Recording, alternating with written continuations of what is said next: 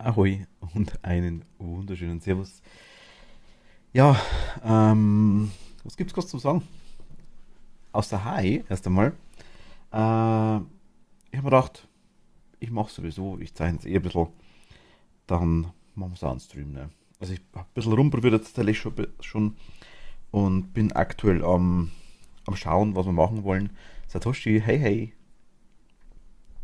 Bin aber wie gesagt noch, naja, also es ist wirklich nur, wie Hi, wirklich nur Rumprobiererei. Wir werden halt nichts Finales rauskriegen, denke ich mal. Wir werden halt nichts, ja, ich weiß nicht, ob wir überhaupt zum Kolorieren kommen, ich weiß es nicht. Mal schauen. Vielleicht kümmern wir uns wirklich nur um die Emotes, um 1, 2, 3. Mal schauen. Äh, einfach nur, dass wir mal klar sind, wie es ausschauen sollen. Könnt ihr mir gerne helfen dabei, wenn ihr mögt. Würde mich freuen. Ansonsten würde ich sagen, schauen wir einfach mal, ne? Ja,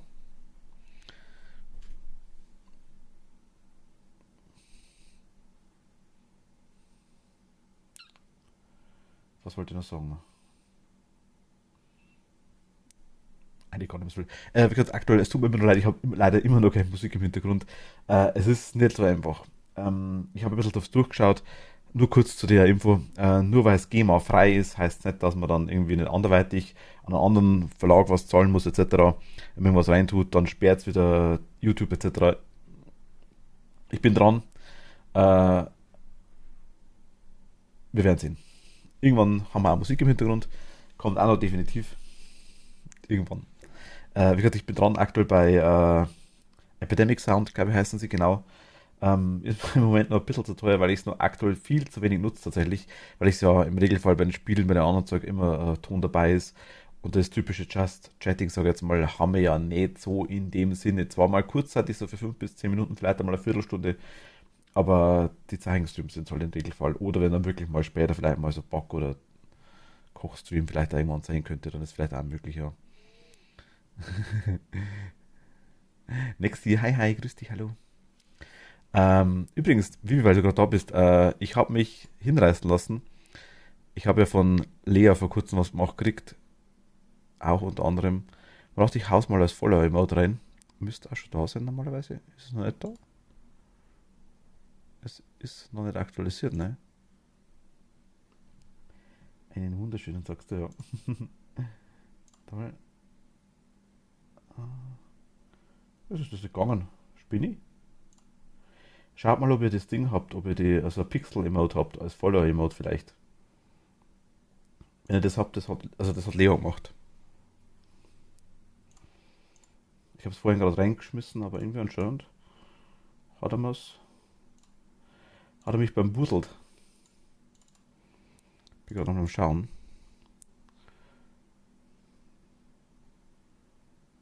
Luna, hi hi. Na, wie geht's? Ach, da ist es. Da haben wir es doch.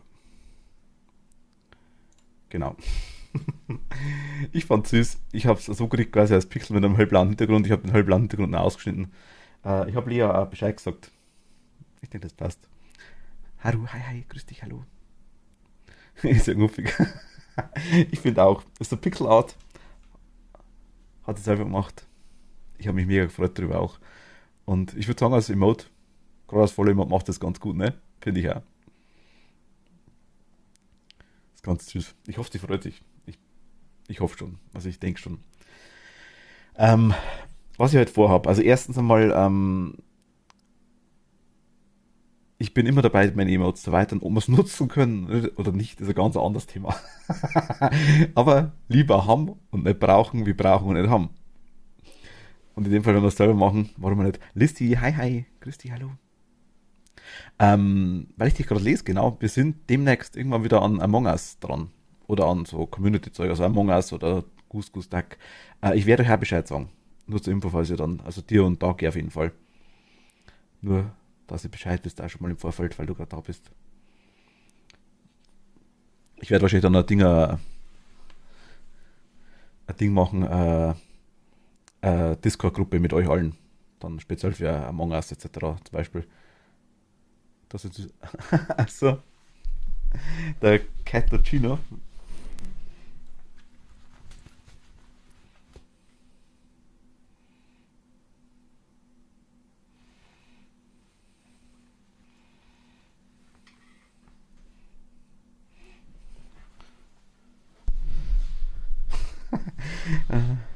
Today's Mood.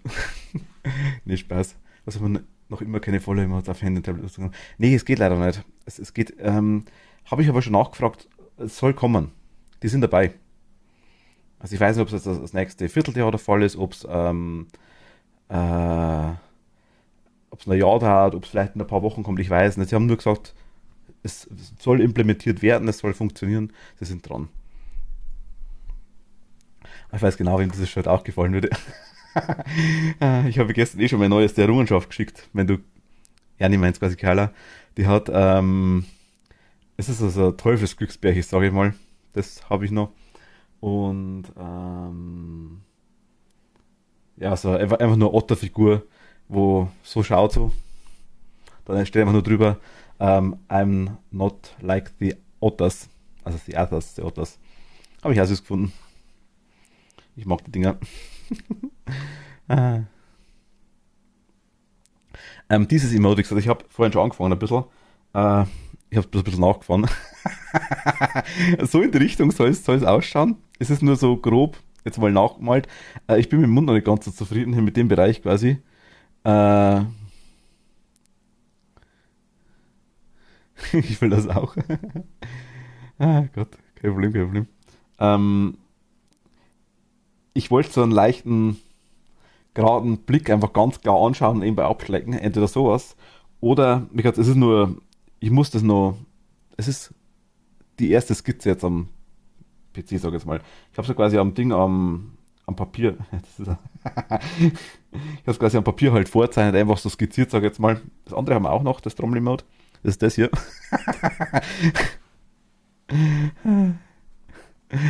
Das wird auch noch kommen, definitiv.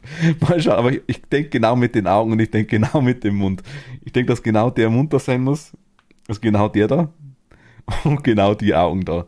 Warte, wir müssen das Ding umschalten, die Ebene. Also genau das da und genau der Mund. Das muss sein. Und wahrscheinlich animiere ich das. Mal schauen, das ist wirklich so bam, bam, bam, bam, bam, bam, bam, bam. Das gefällt mir dann am besten. Zum einen benutzen, also gut, hier war es klar, ganz klar Kugelschreiber. Ich benutze Adobe Elements, also Adobe Photoshop Elements aktuell. Habe aber früher ganz, ganz viel mit CorelDRAW gemacht. Ähm, GIMP nutze ich unter anderem auch. GIMP ist kostenlos, also wenn es jemand versuchen möchte. Bin aber tatsächlich jetzt, ich war früher, ich sag mal so, absoluter CorelDRAW-Jünger, aber komplett, in jeder Hinsicht, komplett. Ist jetzt, ich liebe das Leckermitz. Das Leckermitz.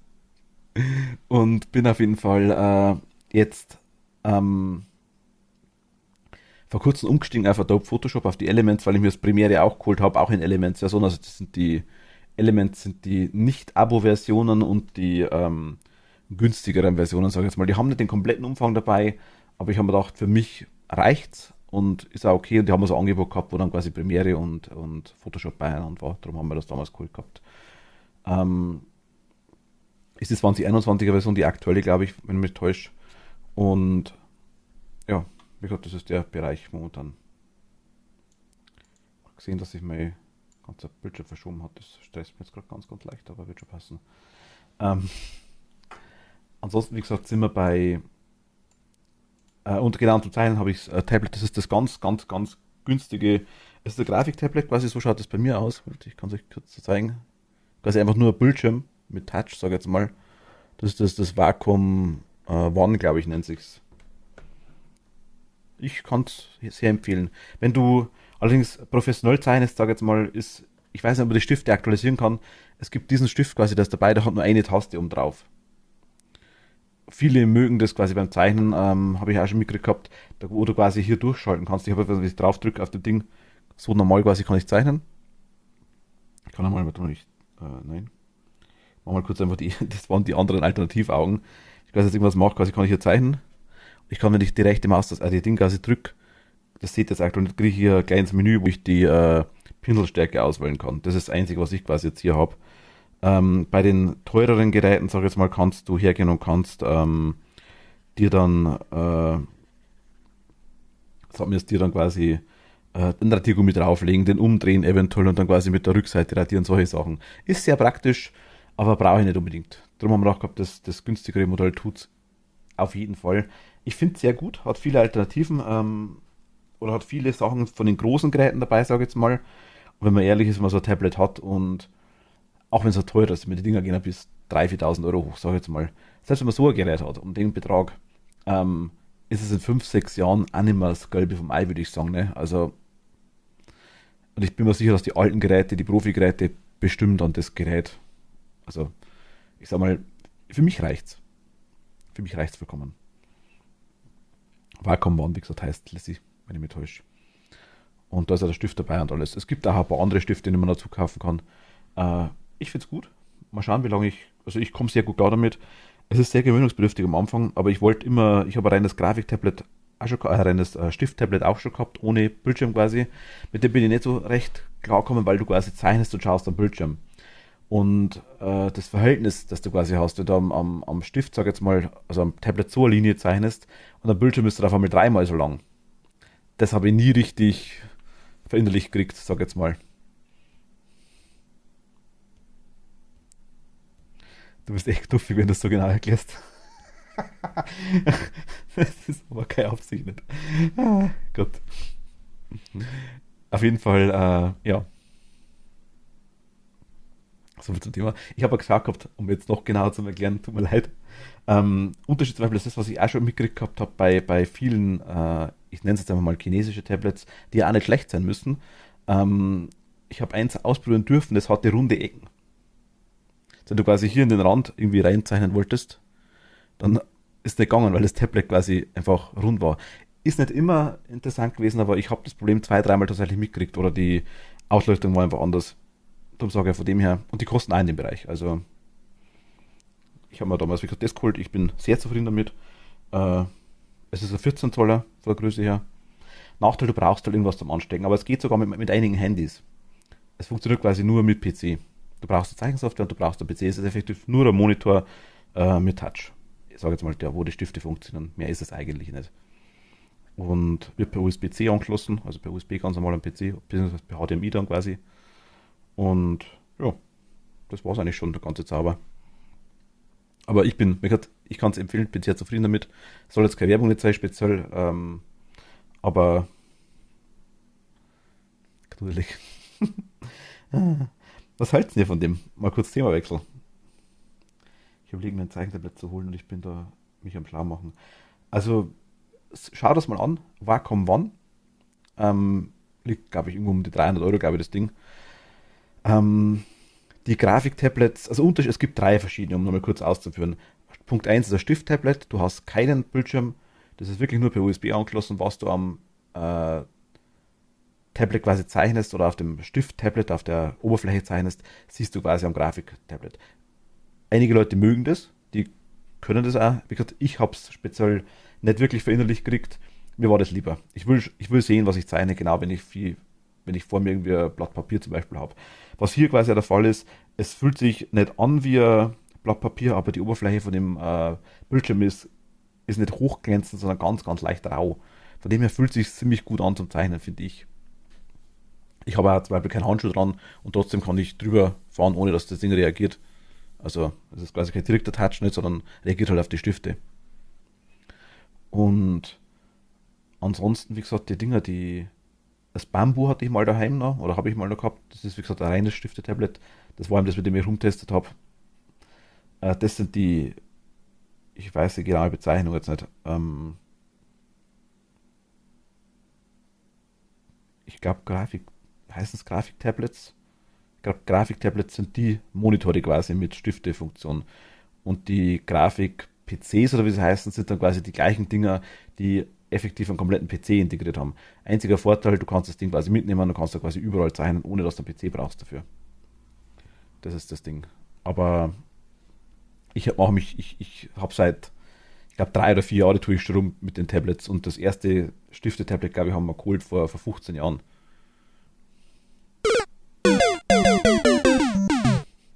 Bernhard, servus, hi, hi.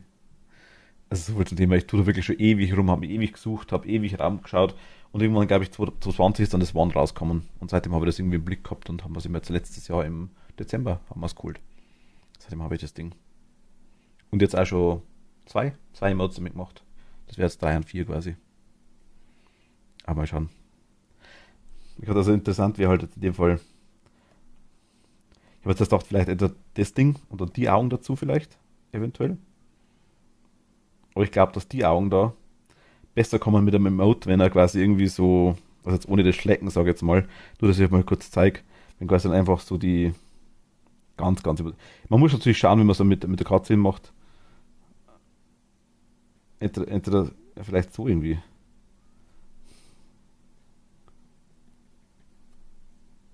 Übertrieben gesagt hingeschmiert, ihr wisst, was ich meine. So ein Grinse-Ding, so wie so eine Grinsekatze. So in die Richtung vielleicht. Einfach, dass man bisschen böse ausschaut, ein bisschen schadenfroh ausschaut vielleicht. Das wäre vielleicht eine interessante Sache mit den Augen hier. Da bin ich nicht ganz schlüssig. Aber ich glaube, für das, glaube ich, passt das hundertprozentig. Oder meinst du Sternchenaugen für die hier? Ernsthaft? Okay. Oder Sternchen in die Augen könnte man auch machen. Ich meine, kannst du das Ding wegtun? Ah ja, ich möchte auf die Ebene drauf.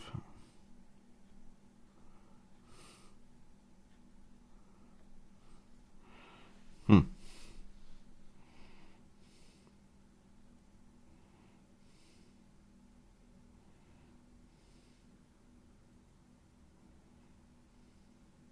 Hm. Wird auch funktionieren, ne?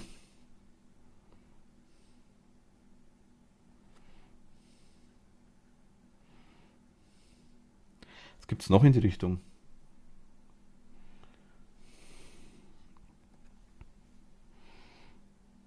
Ich meine, größer, dann könnte man die Augen natürlich komplett. Hm. Wäre eine Idee, ne? Jetzt warte mal, ich schneide mir die mal kurz aus. Nee, das war falsch. Ich möchte dich dann haben. Bist du komplett? Ich glaube schon. Zack, Datei. Blub. Einmal Ebene und einfügen. Und probieren wir es mal aus, die Dinger. Das war die falsche. Die da. Hey, achso.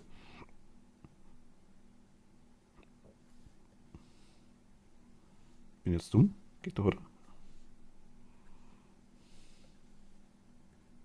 Ach mein Gott, ich bin so dämlich, ja klar, logisch. Wenn man die gleiche Grafik drunter hat, dann kann man so viel addieren, wie man möchte. Es funktioniert deswegen auch nicht. Machen wir mal so. Das quasi weg. Also das ist jetzt einfach nur so die grobe Skizze quasi. Dollarzeichen in die Augen. Was richtig ist, simp jemand. Ich bin einmal unterwegs und das Stream nachmittags. Hi, hi, hallo, grüß dich, hallo. Jetzt kann man quasi die Augen, zum Beispiel mal, zum Testen. Oder alternativ halt quasi die Augen dann. Ich meine, hier fehlt nur ein Stricherli. Ja, das war ein bisschen viel. Aber so vielleicht, ja. Ich meine, die Sternchenaugen haben schon was, ne? Ja, irgendwie wäre es schon lustig. Hm. Gut, das wird man ein bisschen anders machen, hier das eine. Aber von dem her.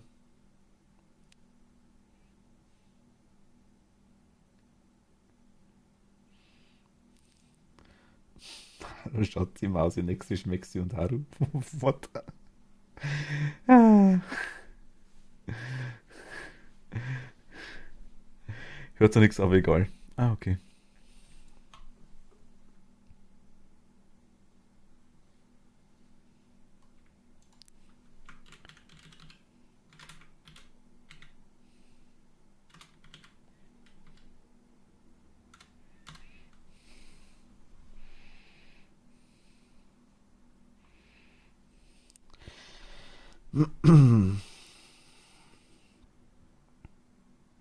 Ich bin gespannt. Ich glaube, hier unten lassen wir es einfach auslaufen.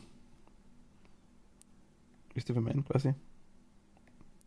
Wenn man wirklich einfach sagt, man nimmt hier quasi den Pinsel. Das ist einfach irgendwie, ich meine, das ist ja komisch, ne?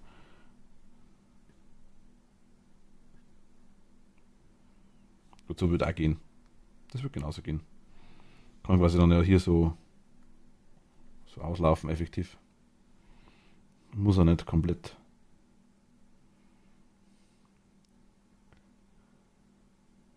Was für eine Grinsepacke.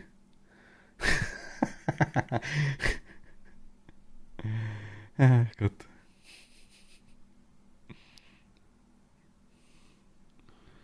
Ja, ihr macht mich fertig, ne? Hat irgendwas von einem Ghostel jetzt, ne? Der Ghostel, der kennt man nicht. Also, was bei mir komplett die ganze Sache nochmal hochgeschmissen hat, sag ich jetzt mal, oder hochgebracht hat, wie nochmal was mit den ganzen Zeichen auf dem Tablet, sind Ebenen. Ich liebe Ebenen. Es ist so geil, einfach was auszuschalten, was drüber zum Legen, zum sagen, ich zeichne jetzt einfach nur auf der Ebene. Es ist dann ganz egal, ich habe zum Beispiel jetzt wie hier auch die Skizze drunter liegen.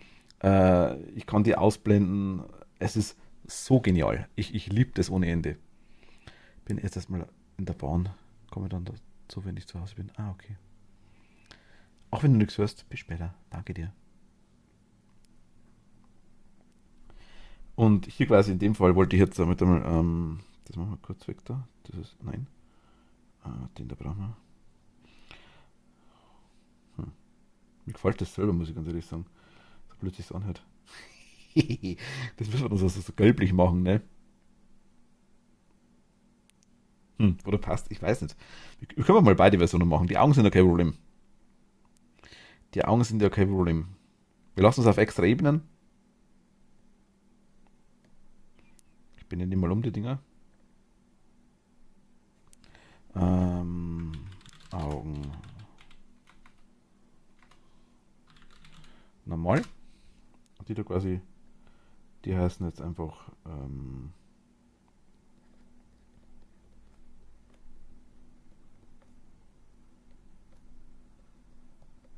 jetzt habe ich drüber gemalt. Anken. Genau, Ständchenanken, wer kennt sie nicht?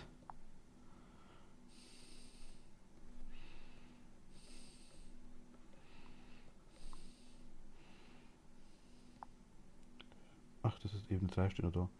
Nose. I don't want to do that. Jo. Aber jetzt. Ständchenaugen. Achso, nee, das möchte ich auch nicht offen haben. Ebenen sind der Key. Ach, soll der Hi Hi. Und pure Panik, wenn man auf der falschen Ebene malt. Ja, komplett, komplett, komplett, komplett. Und ach ja, hi. Bin aber auch schon wieder raus. Schön Stream. Danke dir, Solda. Dankeschön. Aber ja, das stimmt. Pure Panik, wenn man auf der falschen Ebene malt. Vollkommen richtig, ja. Das ist wirklich vollkommen richtig. Das ist der einzige Nachteil natürlich dann, ja genau. Das stimmt wirklich. Das ist wirklich wahr.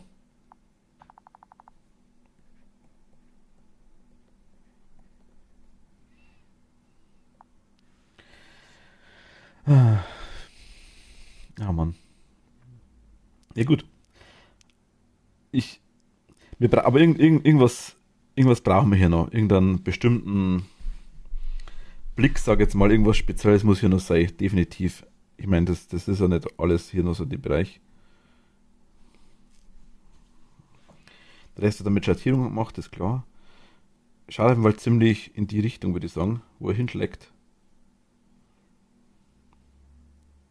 Das Geil passt schon ganz gut. Herzchen in die Augen. Kann man auch mal testen, gerne.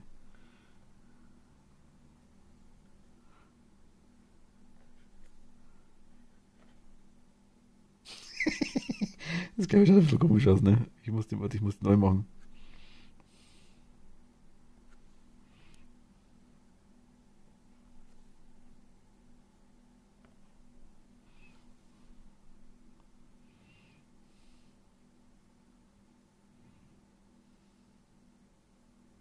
Hm. Hat was Psychopathisches, ganz, ganz leicht, ja. So irgendwie so Tsundere-mäßig oder, na, Yandere ist es, ne? Yandere meets. Gott, brauchen wir noch ein Messer im Hintergrund.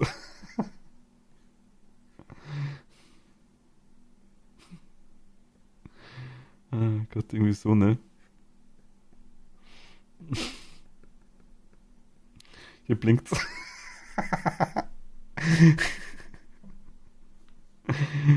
Gott.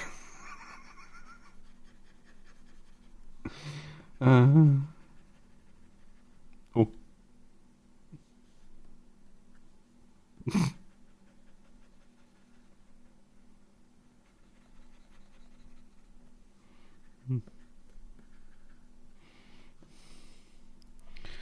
oh Mann. Aber so etwas Yandere. Aber hat was. Ja, aber irgendwie so in die Richtung könnte schon gehen. Das wäre schon nicht schlecht vielleicht. Das kann man vielleicht schon machen. Ich meine, irgendwie in dem Bereich hätte ich schon gern. Ich meine, sie kann ganz normal schauen, sag ich jetzt mal.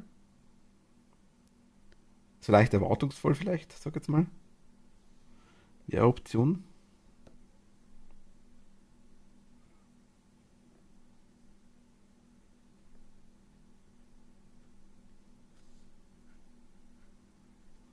Eventuell. Claudia, hi, hi. Das ist eine große Zunge. Ja, ja, die war bei der Wurzelbehandlung. Drum.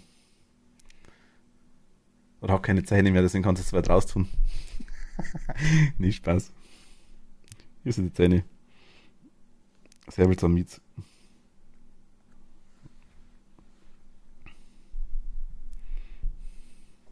Ah, Betäubung.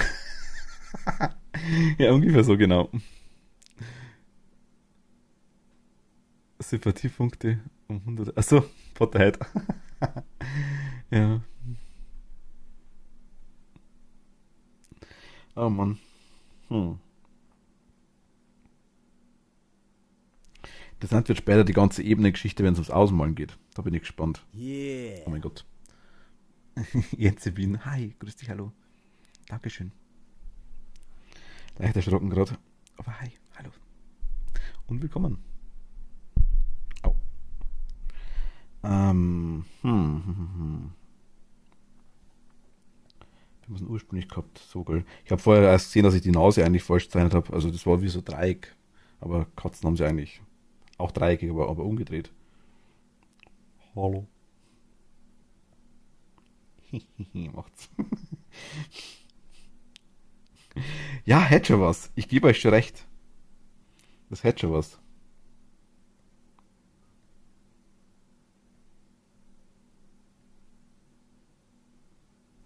Hm.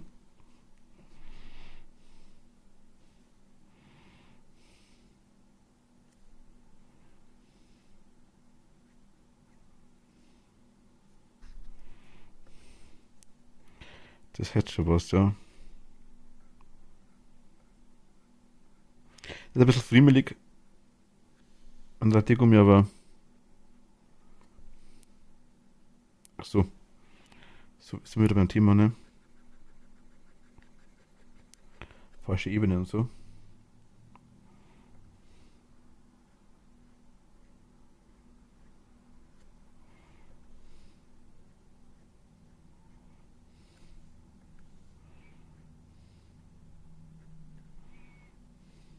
Jetzt sind wir nur mal, also gibt's mäßig noch. Was? Deine Maut sind so zu verlieben. Vielen lieben Dank, Dankeschön. Dankeschön.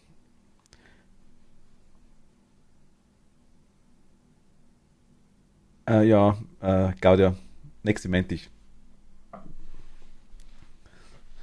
Aber nur ein bisschen. Es ist ja minimal. Also, du hast eine leichte, ganz minimale Affinität zu Harry Potter, ja, aber wirklich nur minimal. Also, merkt man fast gar nicht, aber wenn man dich genauer kennt, dann fällt es einem doch irgendwann mal auf. Also, so hundertprozentig verstecken kannst du es dann doch nicht.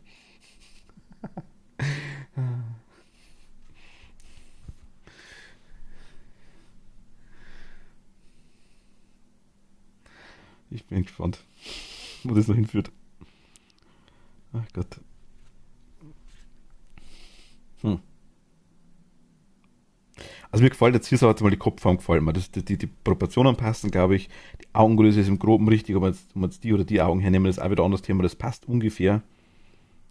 Ähm,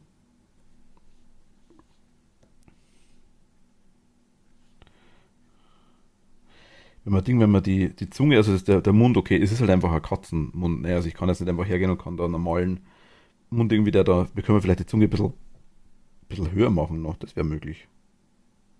Also nur mal testhalber, machen wir jetzt, warte mal. Bearbeiten, rückgängig.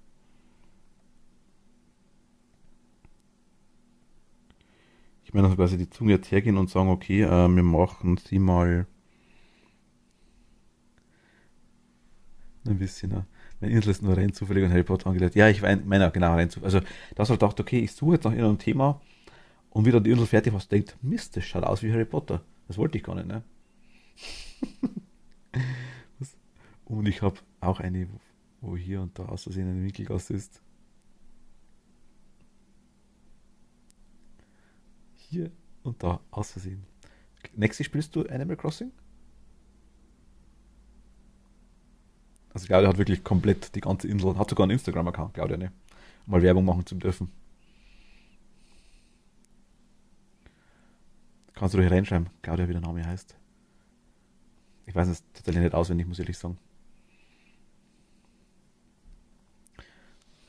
Im Discord ist sogar unter Animal Crossing ist so da ein Ding drin, glaube ich. Aktuell aber nur auf meiner zweiten Insel, oh mein Gott.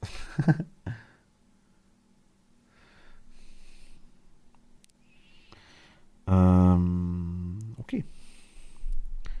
Ist der Harry Potter-mäßig beschäftigt, das ist ganz gut. Kann ein bisschen zeichnen nebenbei. Ja.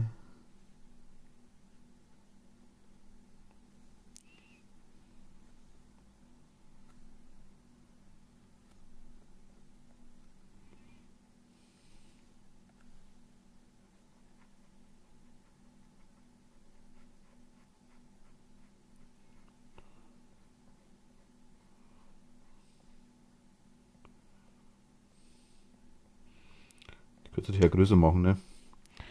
Aber hat irgendwie keine Lust.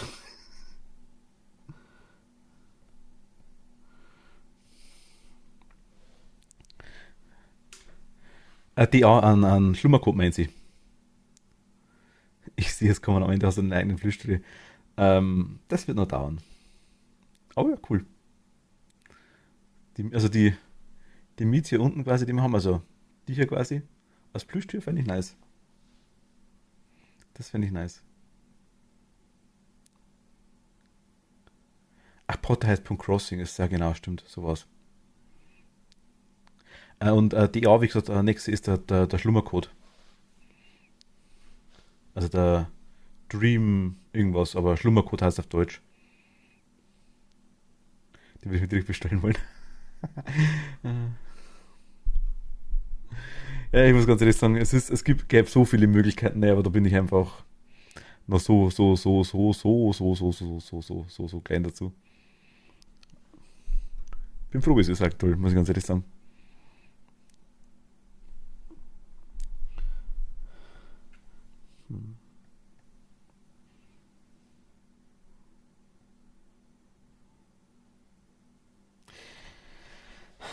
Irgendwie fehlt mir hier der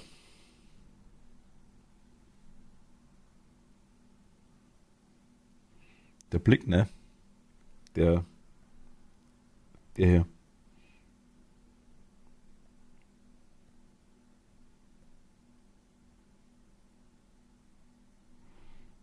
So, warte mal, duplizieren. Gong, gong, gong, gong, gong.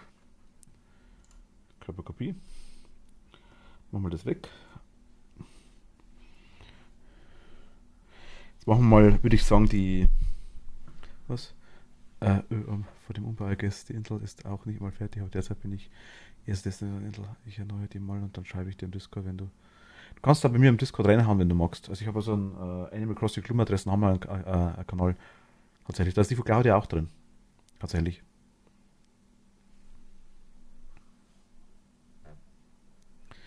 Sternchen könnten auch passen mit. Also die Dinger da quasi meinst du? Die da? Ich bin aktuell mit der Zunge noch nicht so ganz zufrieden, merke ich gerade.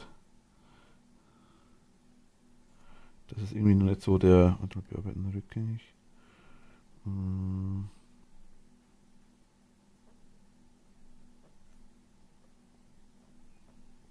Die muss noch schleckiger sein.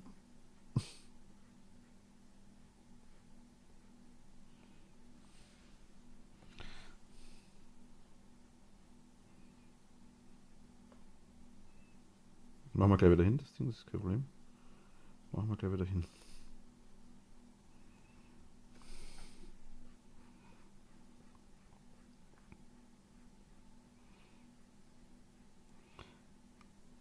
Frag mich, ob er schleckiger ist. Das ist sehr juicy. Eigentlich müsste er wie ein Sandpapier sein, ne? Das ist die Zunge von einer Katze. So richtig rau. Dass er die halbe Haut abzieht, wenn es drüber schlägt. Nee, es passt nicht. Hallo. Da gefällt mir die besser. Ne, bleiben bei dir. Wir bleiben bei dir. Hast du dich viel geändert, ne? Ach doch, die. Hm. Steckt es so hoch.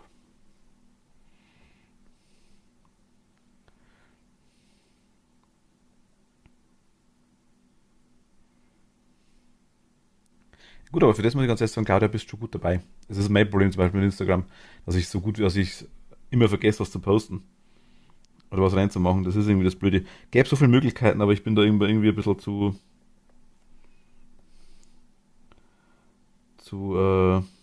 ja, ich mache nicht so zu faul, dieser Schmarrn einfach, ich vergesse einfach.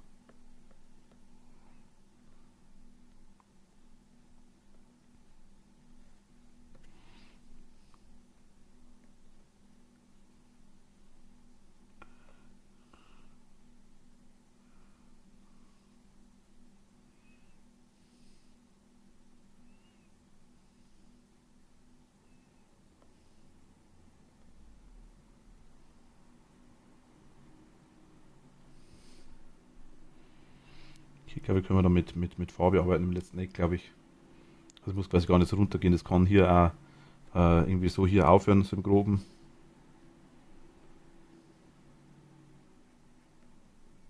Kann er quasi hier mit einer anderen Farbe quasi runtergehen. Wisst ihr, was ich meine? Dass quasi einfach hier drunter dunkler ist.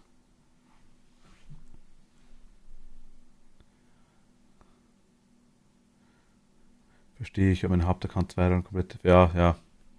Ist irgendwie schwierig. Ich meine, es ist ja wirklich nur eine Sache, wo man irgendwas Lustiges drauf hat, sag ich jetzt mal. Oder eben bei dir speziell die Insel. Ist ja ganz cool. Wenn ich könnte bei mir 150 Fotos reinhauen.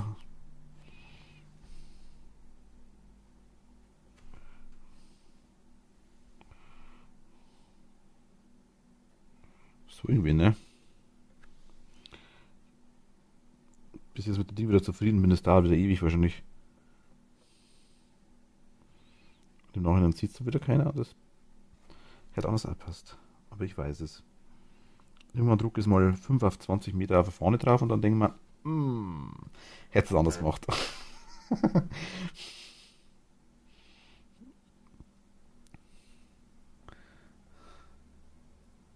Man hat ja was man hat ja auch ein normales Leben und so.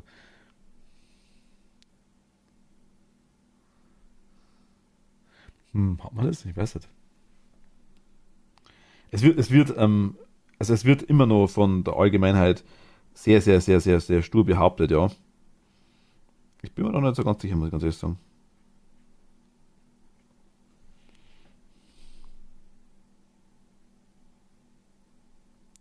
Hab das normale Leben so noch nicht gefunden, muss ich ehrlich sagen. War noch nicht da bei mir. Hallo und auf Wiedersehen, Fresserchen.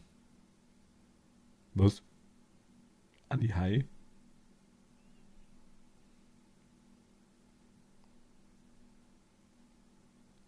What?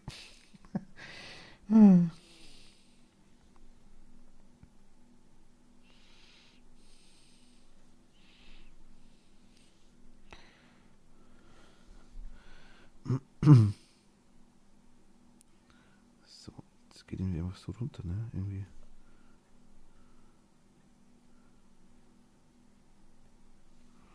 Schau, komm, irgendwie schaut das komisch aus. Ich kann mir helfen. Muss ich die Nase vielleicht weiter runter tun? Ach, du wirst zum Essen eingeladen. Ach so, okay, okay, okay. Normales Leben aus dem Überfluss. Okay. Look.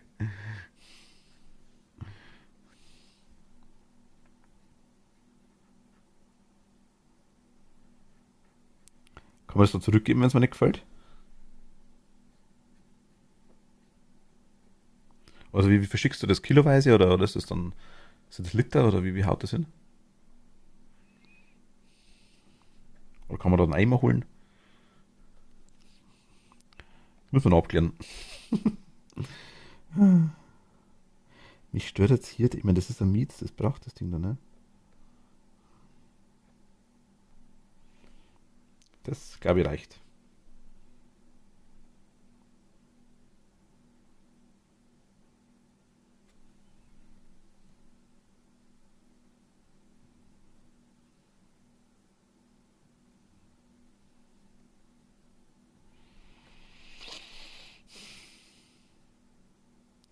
Nase.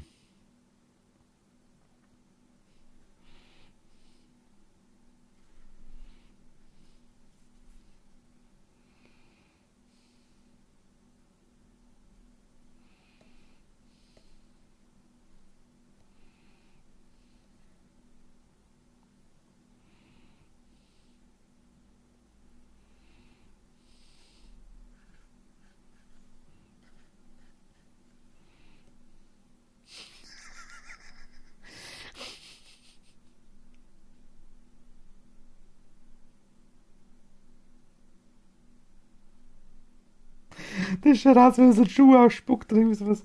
Ach Gott.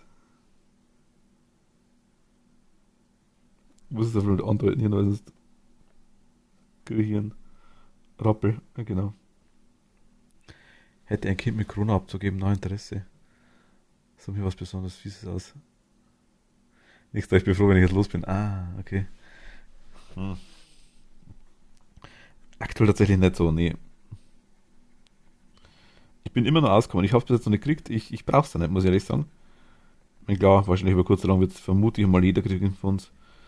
Geht leider wahrscheinlich nicht anders, weil es irgendwann mal vielleicht auch in dem normalen Erkältungsbereich ist. Was man kennt, also das quasi wirklich jeder cool mit. Ernsthaft? Aber warum sollte ich das abschlecken? Das ist das, was ich nicht ganz verstehe. Ich meine, übertrieben gesagt,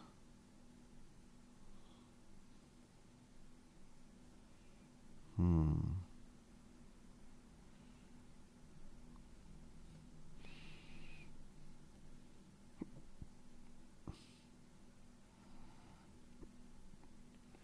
Ich meine, wir haben ja das, gut, das ist natürlich aktuell noch bloß noch so ein Ding, bloß so ein Bit-GA-Mode, aber wir haben es aktuell, warte mal, wo haben wir es denn? Das hier haben wir ja. Ja gut, da haben wir, da brennen, das sind brennende Augen mit Gold, sag ich jetzt mal dann. Das sieht man aber auch ganz, ganz schlecht tatsächlich. Hm. Ja, ich glaube, es muss hier schon was Einfacheres sein, denke ich mal. Varianten kann man immer noch machen, dann, wenn es ist. Das ist auch schön, wenn man die Emotes mal hat, dann, also als Datei, sage ich jetzt mal, als digitale, dann kann man sie jederzeit ändern und kann jetzt, gerade wenn man dann die Ebenen, die verschiedenen hat, kann man ja problemlos mal sagen, okay, okay, scheißegal, ich mache das Emote jetzt, keine Ahnung, sage jetzt mal als, ich mach's, also das wollte ich nicht, okay. So wieder bei der falschen Ebene zum Beispiel.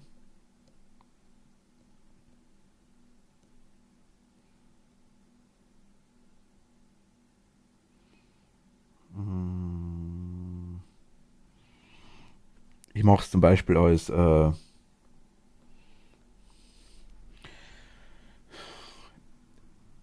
ich nenne es mal Version X.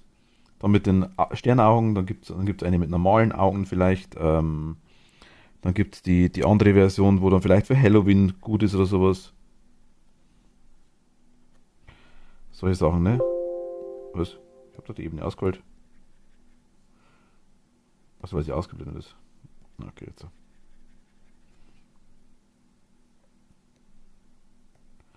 Das wäre eine Option. Welches Emote meinst du? Das, was ich postet habe oder das, was wir gerade zeichnen? Claudia. Ich meine, für was stehen die Emotes? Das ist einfach nur. Die Standard-Emotes wie der Schrecken etc. ist ganz klar logisch. Was ich gerade mache, einfach nur Abschlag-Emote.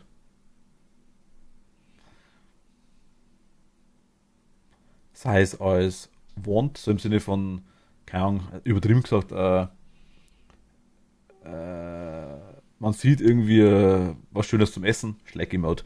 Man keine Ahnung, mag jemanden Schleck-Emote. Scheißegal, einfach ein Schleck-Emote, Abschleck-Emote. Alternativ haben wir das auch noch da. Das kommt ja auch noch. Aber das freue ich mich besonders. Aufs Arschtrommel-Emote.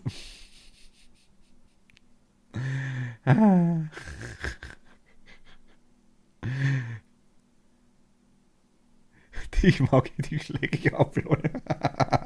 Ja, genau so. Ist dann quasi so Hunde- und Katzenphilosophie einfach, ne? Und hier brauchen wir auch noch irgendwie dann so. Ah, und Deko mit zeichnen ist immer gut. So, na, das war nix. Irgendwie so im grob. Nee, muss größer sein. Untere Bereich muss es sein, bearbeiten. Muss so in dem Bereich gleich muss es sein, ne? Hm.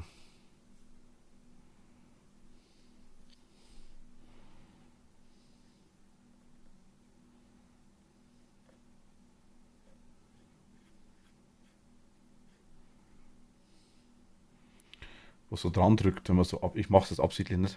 Was so dran Ding irgendwie. Wisst ihr, wie ich meine? So.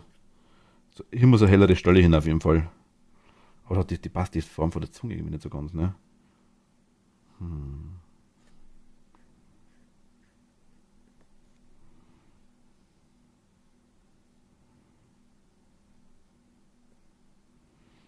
Egal. Was wir erst zuerst abbleckt, darf es behalten. So können wir es auch machen, ja, genau.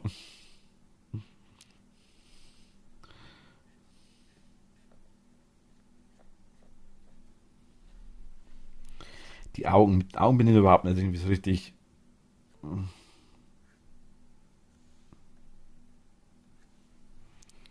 Ich meine,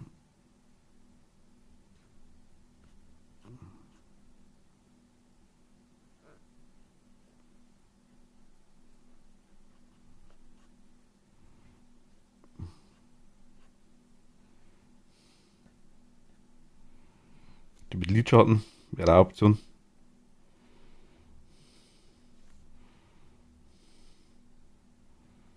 Nur als Beispiel jetzt. So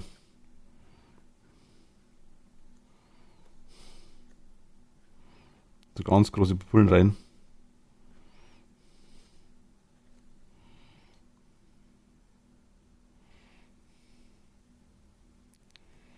Ich bleib dabei, Simple Mode.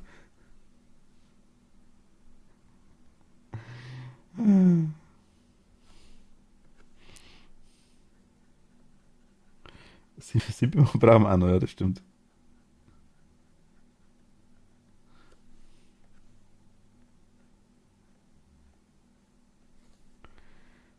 Ist es dann mehr so.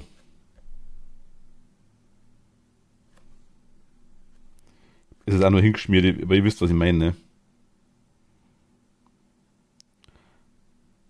Passt das. Warte mal.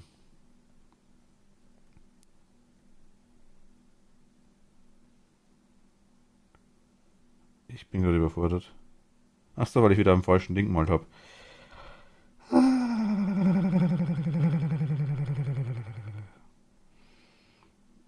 Ich habe meine Ebenen, ne? Zack.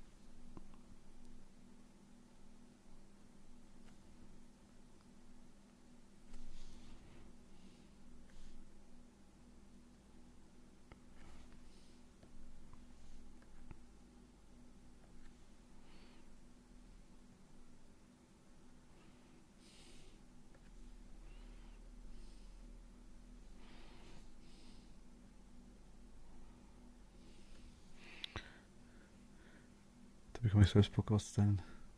Du bist halt vielschichtig. Witz.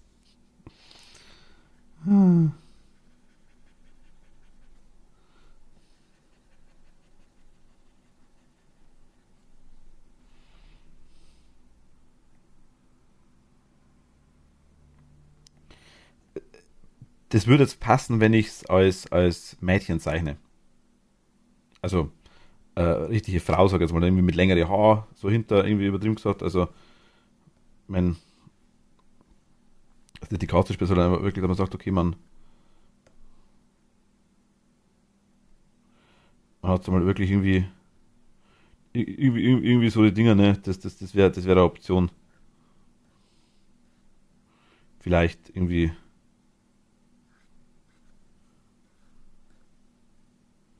keine Ahnung. Ja, ihr wisst, was ich meine. Das wäre so ein Ding. Das wäre so eine Option. Dann könnte man es machen.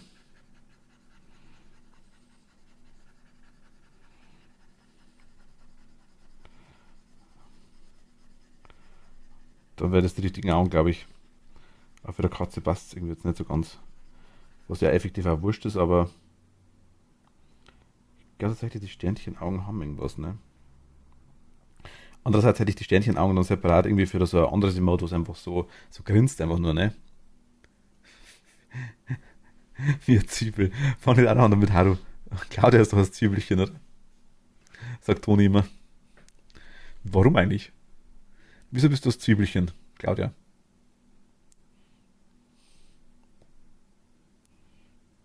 Kann du mich das erzählen?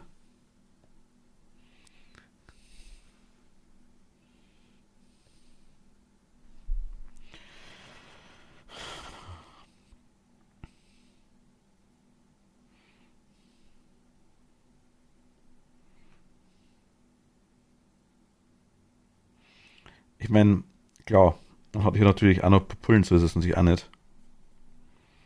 Aber will, oder? Braucht man Pupillen? Schon wieder, also wieder unsichtbar ist, ne? Aber es ist diese Ebene da. Ich meine, es ist eine Katze, ne?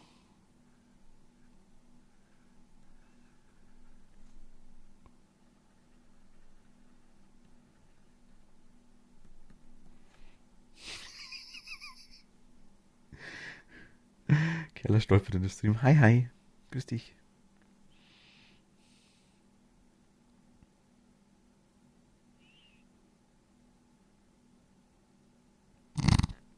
Nee, irgendwie nicht so, ne? Das müssen wir irgendwie mit Ding machen, dann mit Farbe eventuell. Das ist die große, ja, die gelungen nur quasi bei dem Ding, bei dem.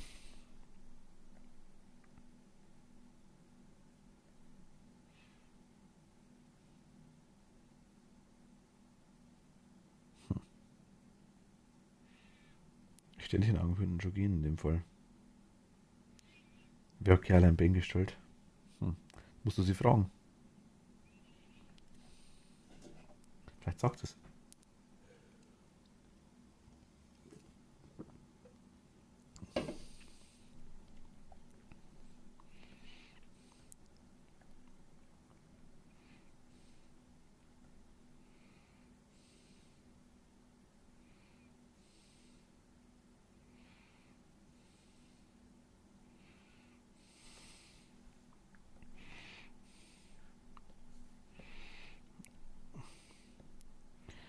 Spielen wir mal die Idee weiter.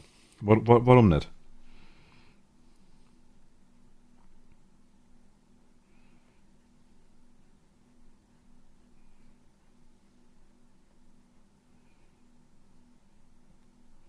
Wenn ist es nur mal Gaudi halber. Du musst auch sehen, wie das ausschaut. Das hat das erste Mal geschminkt, das hat die ganz richtig fette, dicke Lidschatten.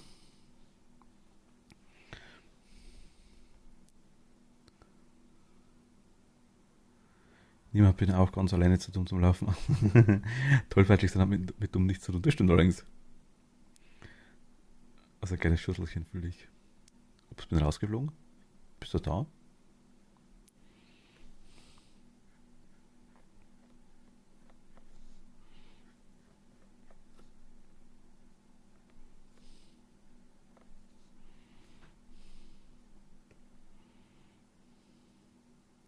Das wäre natürlich auch eine Option. Ja, wieder bei den Herzen von Nexi vorher.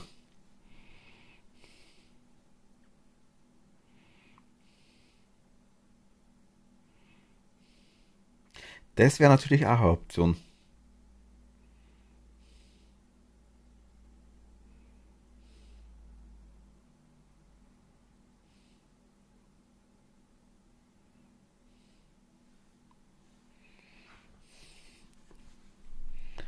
Hm.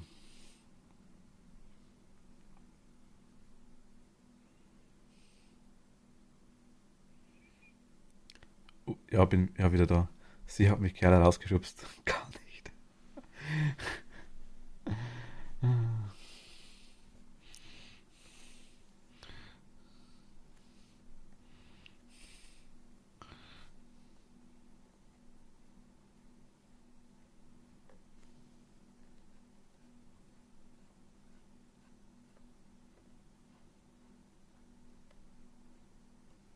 Ich meine, der Lidschatten ist jetzt vielleicht ein bisschen blöd.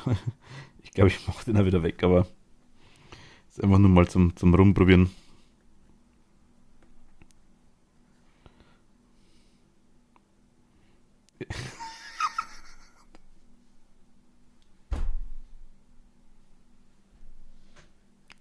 Das schaut irgendwie komisch aus, ist gerade. Okay. Mm.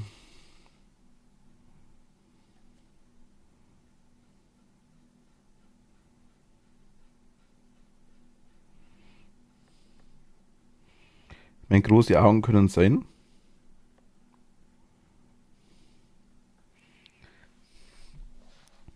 Ich schubse nie. Nee, nee, nee, gar nicht, ne. Creepy Cat? Das ist Schlecki Schleck Schleck.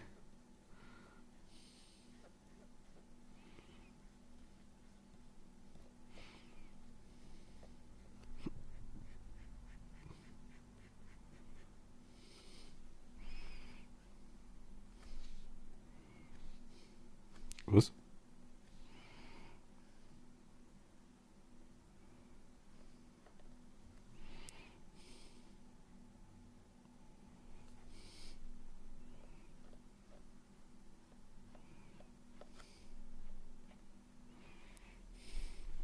Etwa Schleck.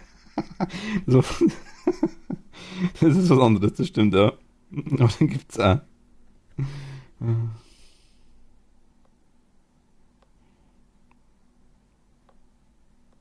Etwa Schleck und der Calippo. Natürlich mit Cola-Geschmack, eh klar.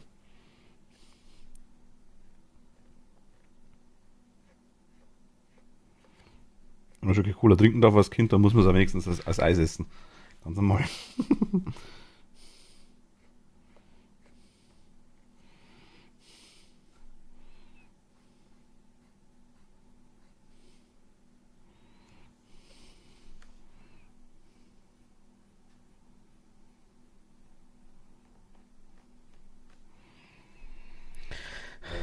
Bin immer ganz lieb. Keine Ahnung, wie du auf das kommt, was anderes kommst. Mhm.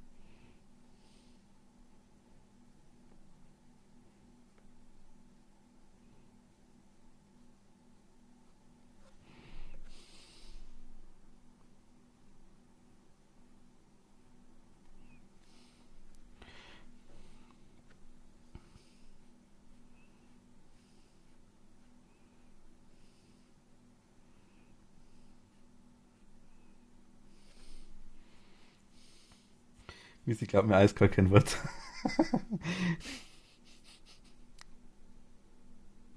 Nee, nee, nee, nee. Am ersten Blick schubst du zwar gerne die Leute, das stimmt schon, aber ich glaube, so bist du ganz lieb. Das ist schon richtig.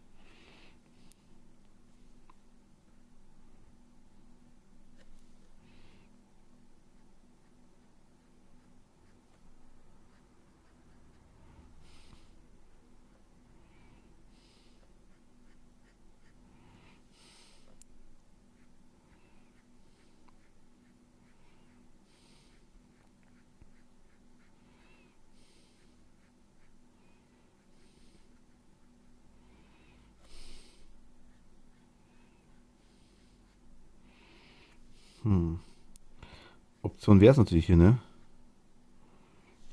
Wir machen mal kurz wieder keiner. Also, der Lidschatten ist jetzt wahrscheinlich ein Scheißdreck. Es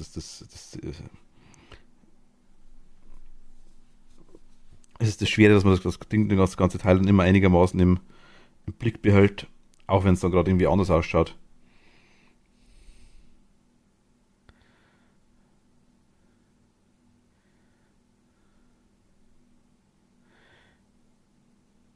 Möglicherweise von diversen Phasma-Eskalationen mit Meats. Was? Ich weiß gar nicht. Verstehe jetzt auch nicht ganz, was du meinst.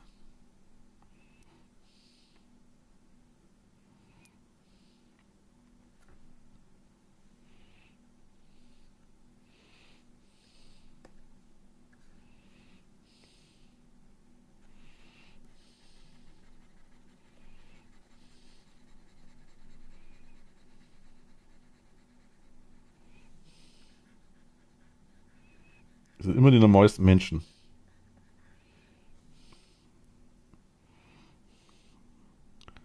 Und im Stream wird man sowas sowieso nie machen, ne? Also, nee, oh Gott. Ich glaube, also da.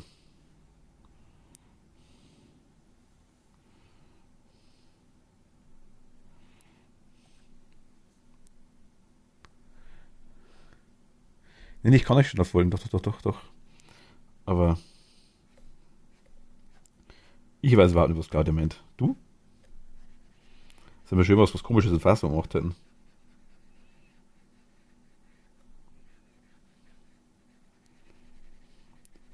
Das Fassung ist pure Seriosität bei uns.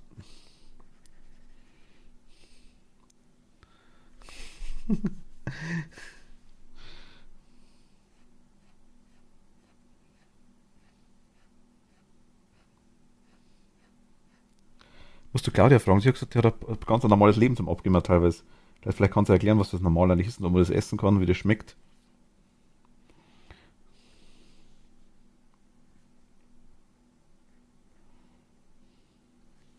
Nee, aber ernsthaft, Claudia mal, also kurz wirklich ernsthaft. Wie geht's noch, Kind? Ich weiß gar nicht, ich weiß gar nicht mehr, Sohn, Tochter? Bin gar nicht sicher.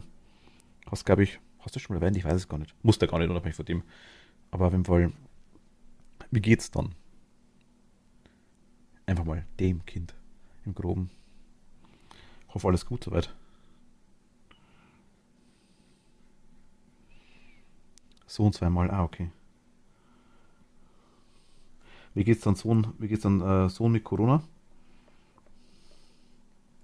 Also ja, hoffentlich gut, also hoffentlich fehlt ihnen recht viel.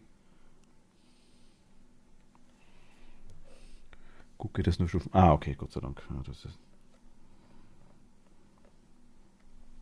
immerhin.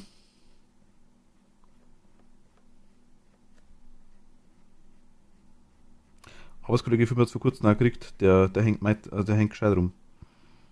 So, sag mal, Grippe mit Fieber und wenn man krank ist, darf man nicht zocken, das hilft nichts. Da muss man an die Decke schauen und warten, bis man stirbt. Das ist ganz normal. Nee, Spaß. Aber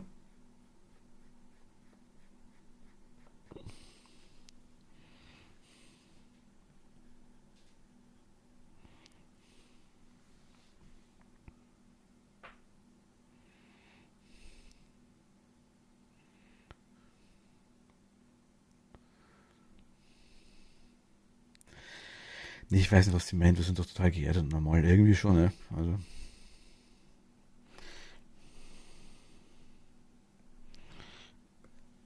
ich verstehe es gerade auch nicht. Also,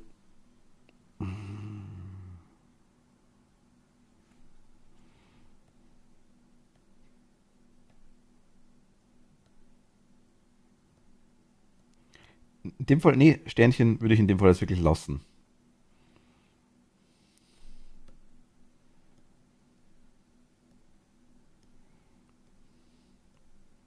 Das passt so weiter, das ist okay.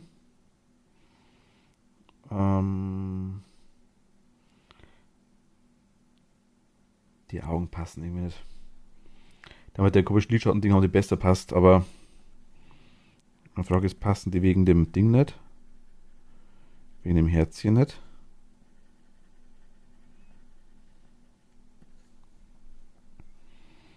Ist jetzt so besser?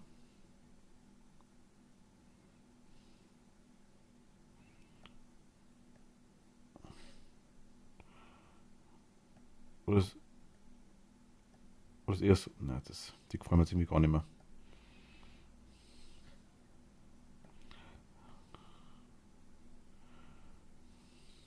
Ich meine, die Herzchenaugen würden es halt ein bisschen unterstreichen, ne? Das könnte schlimmer sein, wenn er mich ansteckt, drehe ich durch. Ja, das glaube ich.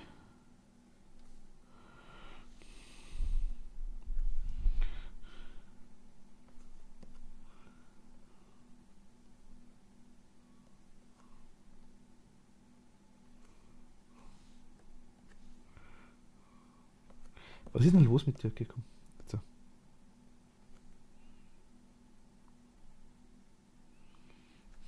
Hm. Ich meine mal ohne Ding. Herzchenaugen schon.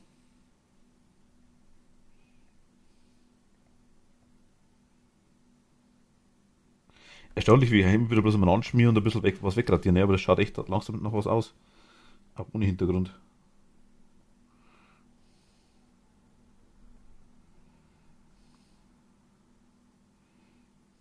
Beim Pfoten müssen wir noch hin, das ist ganz klar, logisch. Der Mund ist ja, glaube ich, bisschen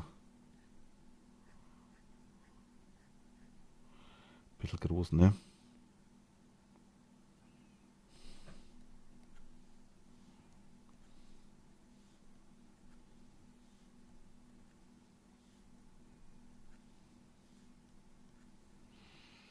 Da muss ich gerne schauen.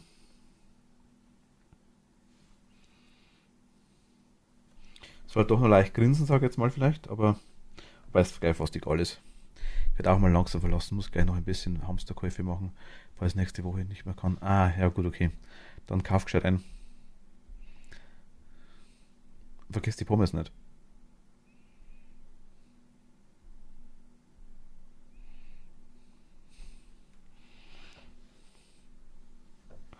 Pommes und Dino Nuggets. Die machen alles besser.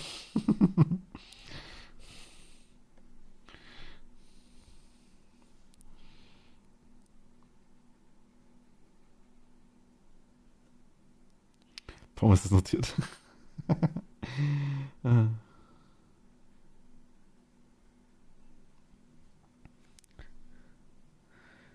Zum Sterben süß. Ich bin nicht ganz so zufrieden mit den Herzaugen im Ding drin. Also wenn es euch gefällt, dann, ich meine, ich bin da ein bisschen schwierig mit dem Thema. Weil ich habe was im Kopf, das ich irgendwie noch nicht so ganz hundertprozentig im Kopf habe, wenn man es so sagen darf. Die Nuggets. Nicht sterben, das macht bloß mit so gerne.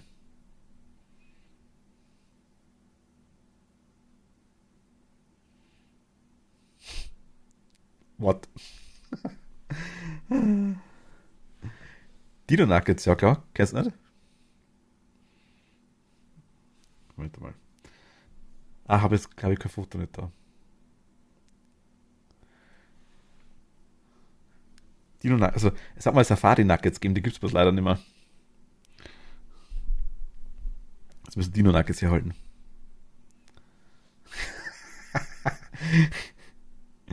Ah, Gott. Nein, das passt nicht. Blinkwinkel muss stimmen, auch wenn es kein Mensch sieht im Chat. Aber der Blickwinkel muss stimmen. Ganz normal.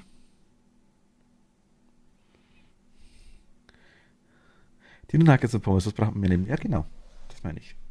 Vielleicht das nächste Mal wieder Dino Nuggets, aber im Gro.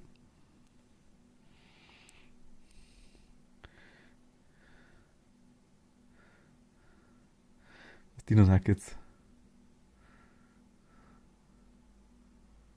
Doch ich sehe es eindeutig.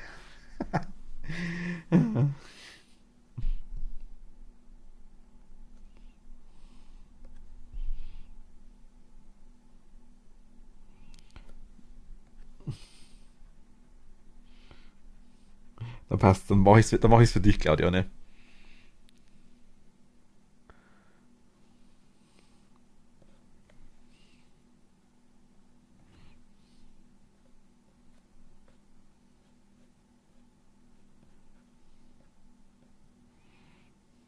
Das könnte alles sein. Bloß kein Sushi wahrscheinlich.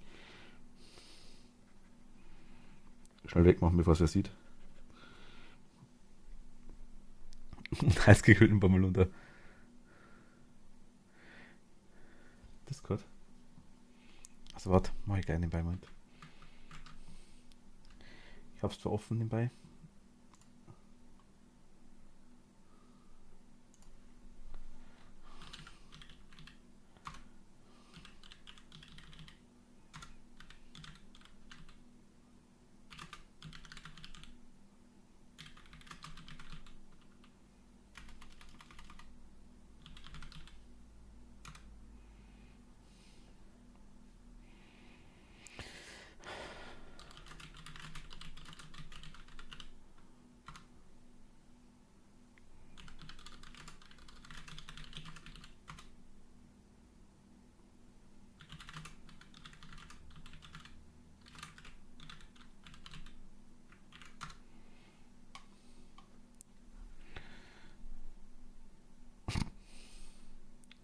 Bananen brauchst du auch, Claudia.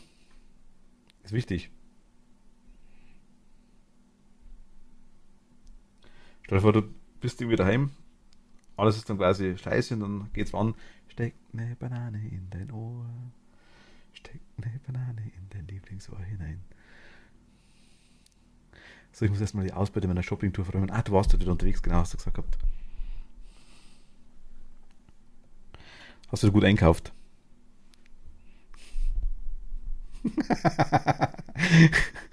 Ja, Punkt, Punkt, Punkt, ja, genau. Ich hasse dich. Ach Gott.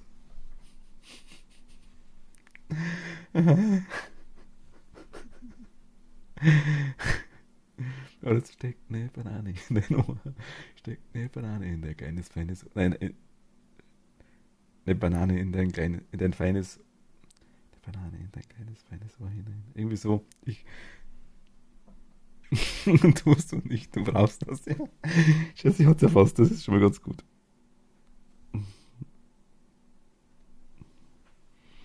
Ich glaube, so im Groben. So im Groben, glaube ich, ist gut. Schaut leicht creepy aus. Aktuell müssen wir kolorieren. Dann wird es wahrscheinlich auch nicht besser. Aber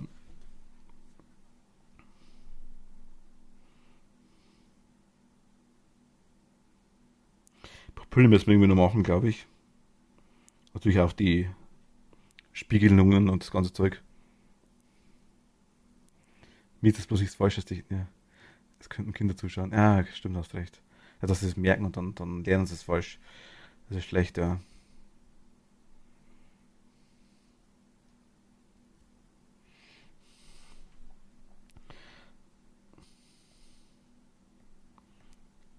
Sieht nix, sieht was, sieht nix, sieht was, sieht nix, sieht was.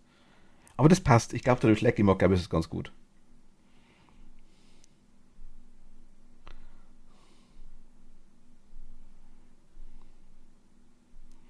Ist zwar andere Bedeutung, wie ich im Kopf gehabt habe, erst ursprünglich.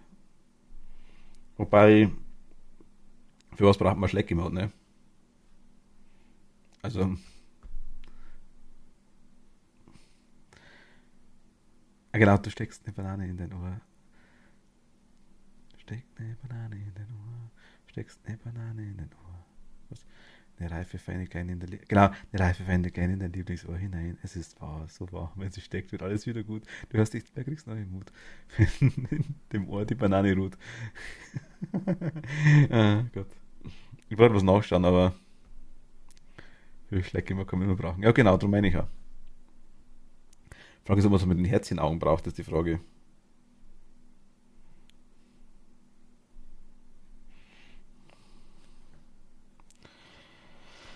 Pfoten müssen wir auch mit Kolorierung dann machen. Das ist das nächste. Da, also die Dinger, die werde ich nicht mit echten Strichen quasi machen, sondern mit der Farbe. Da müssen wir schauen, ob wir das nachher noch hinkriegen dann.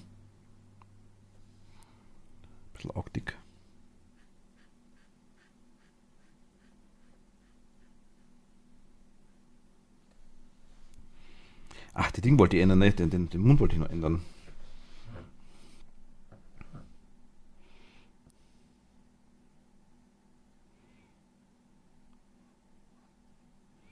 So irgendwie, ne?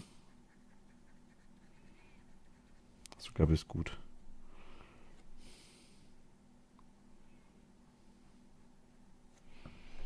Ja, besser. Das ist besser. Ja, irgendwie. So komisch für die Katze, aber. Hm.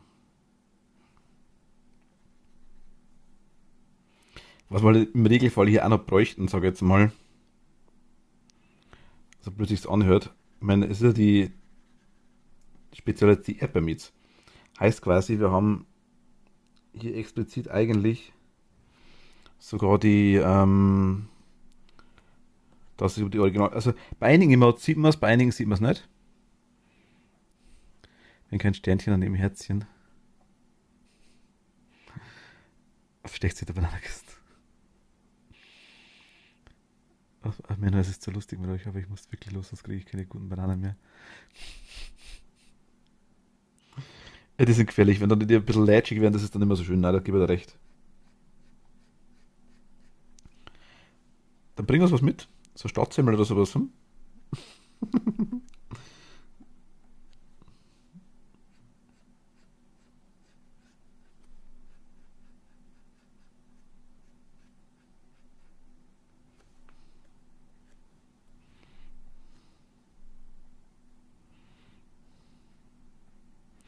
Das ist friemelig. Ich verstehe nicht warum.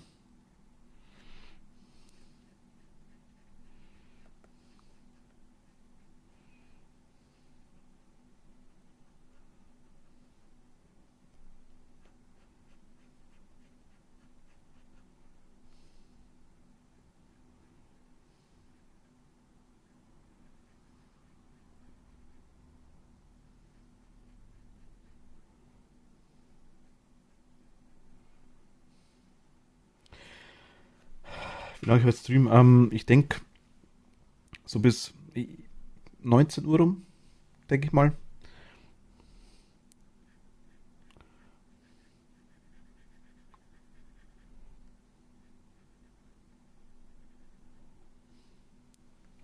So in dem Bereich werde ich unterwegs sein, denke ich mal. Vielleicht eine Viertelstunde eher, vielleicht eine Viertelstunde später, irgendwie so. Aber ich muss um spätestens Viertel nach muss ich weg.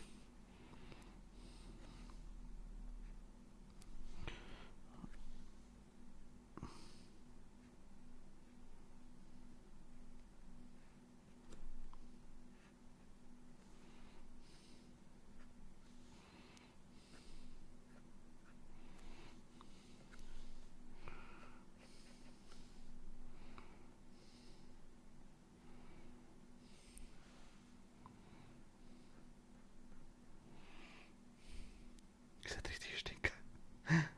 Okay, ich schau mal. Wenn ich so schaffe, je nachdem, wie ich beim Einkaufen eskaliere, kann es dann beim Einkaufen eskalieren. Lese was du morgen in der Zeitung, wenn du eskaliert bist.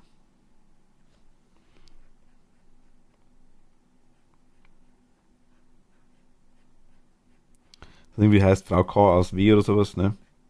Oder Frau K aus S.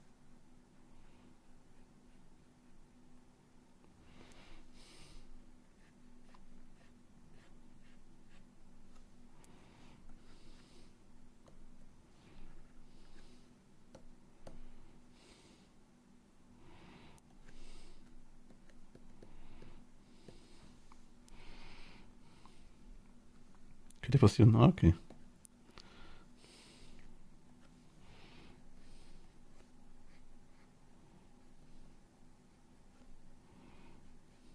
Na ja, dann lass dich nicht aufhalten.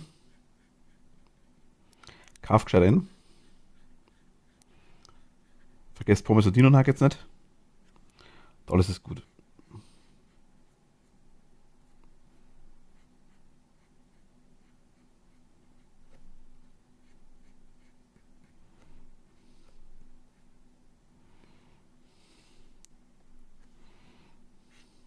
Das war zu viel.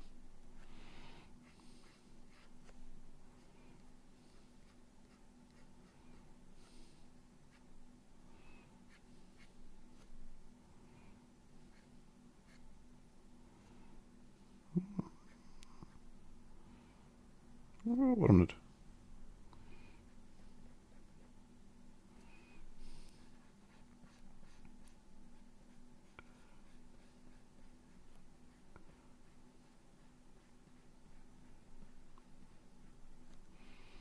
Gut, Lucky.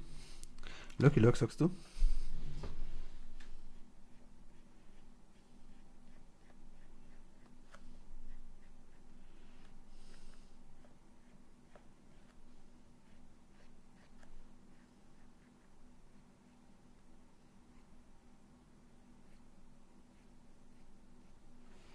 Hm. Okay, bitte trotzdem müssen wir uns das dann gerne anfreunden. Die machen. Gerne schauen.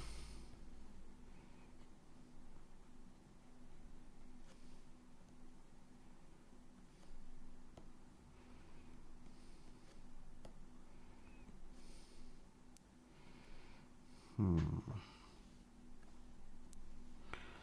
Kolorieren wir noch ein weiteres Thema.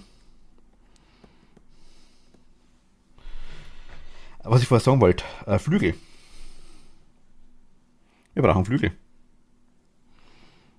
Was hier wahrscheinlich dezent stört. Aber ich probiere es mal zu skizzieren ein bisschen. Ähm, also man hat ja sicher quasi auch. Wie machen wir das? Genauso einfach? So hoch und rum? Ich meine, sie müssen ja nicht wirklich besonders sichtbar sein, ne? Komplett. Aber so unter der Wange, hier so durch.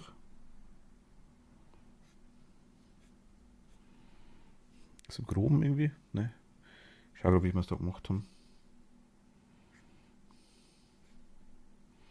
So irgendwie. Nur mal so zum ein bisschen aufmalen.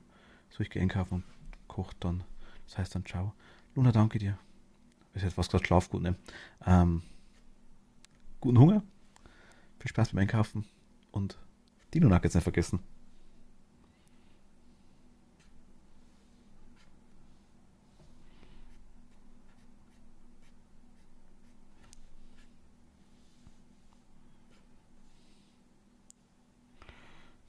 Das passt. Ah, schwierig. Ich glaube, ich mache es zum Schluss einfach größer ein bisschen, ne?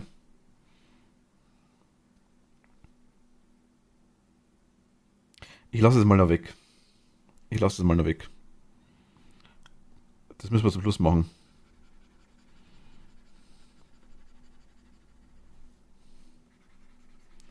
Auf der rechten Seite stört es mich gar nicht. Links schaut es komisch aus, glaube ich. Aber ist ein bisschen gedreht, vielleicht im Hintergrund irgendwie so da noch. So, müssen wir schauen. Luna, tschüss, danke dir. Bye bye. Wir können es noch ein bisschen runterschieben und ein bisschen, ich meine, der Tropfen kann ja ein bisschen höher, wenn es irgendwie ist. Und können wir es dann quasi ein bisschen drehen noch. Das geht schon, das geht schon. Das muss schon funktionieren. Soll ich sagen, jetzt fahren wir mal die Linie ein bisschen besser nach noch. Hm. Pfoten machen wir später. Machen wir erst so noch ein bisschen genauer, würde ich sagen. Ja, genau.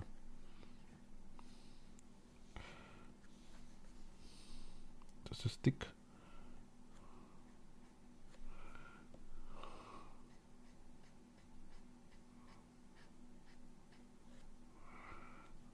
Vielleicht ein bisschen dünner. So glaube ich ist gut.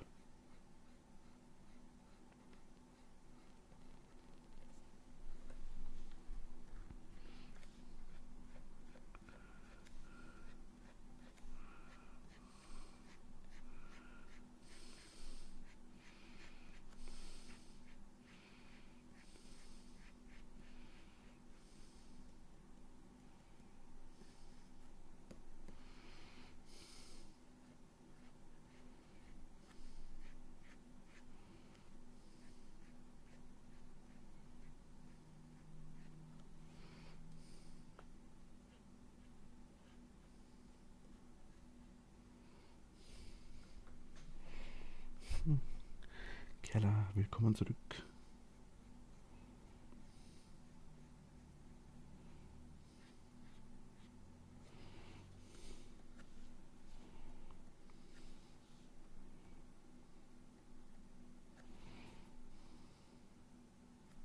Ja, Zunge müssen wir auch noch ändern. Ich meine, das ist alles nur so Zukunftszeug, ne?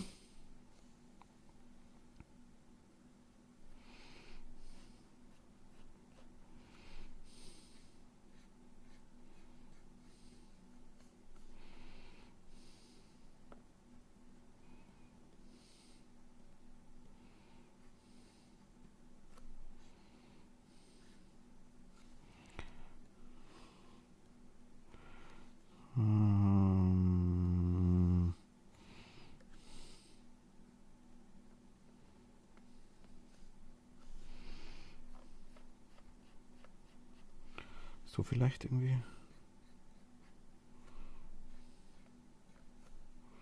Und noch ein bisschen weg. Ich muss aber dann was hin. Zwecks Mund quasi die typischen Katzendinger.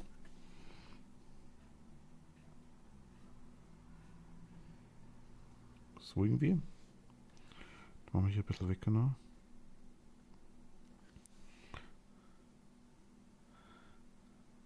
Was ist eigentlich wieder für ein cooles Shirt? Ich kann es kurz zeigen, ich habe es falsch gezeigt, ja.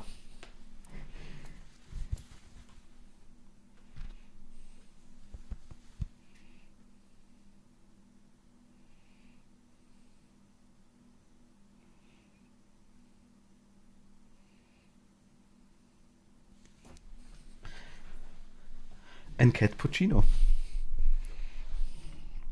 Ich habe so viele T-Shirts, ich kann es ja gar nicht sagen. Und viel in die Richtung, also extrem viel in die Richtung. Problem ist immer nur, dass ich quasi,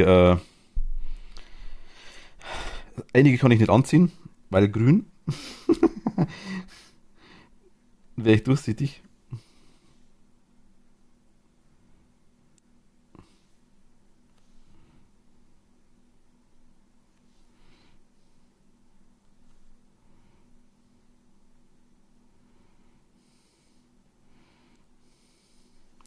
Machen wir jetzt gleich wieder hin.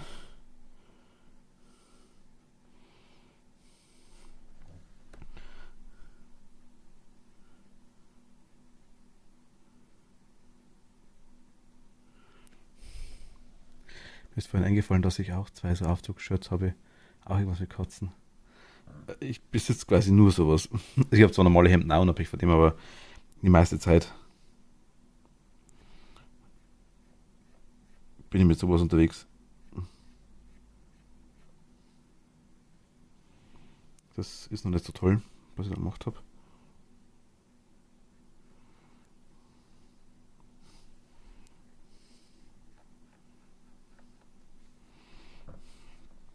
Ich bleibe schon Katzenbildern, gerne Moment einmal.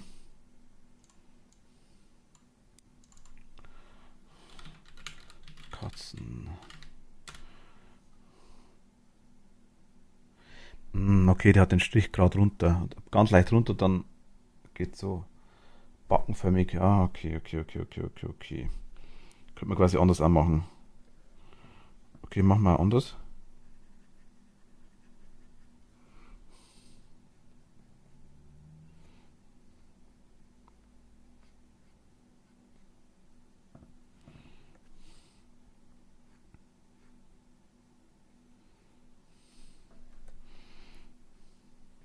Ja, ist halt so, ist ja wurscht. Das passt schon. Das glaube ich ist am realistischsten, auch wenn es nicht realistisch sein muss. Das wollte ich nicht.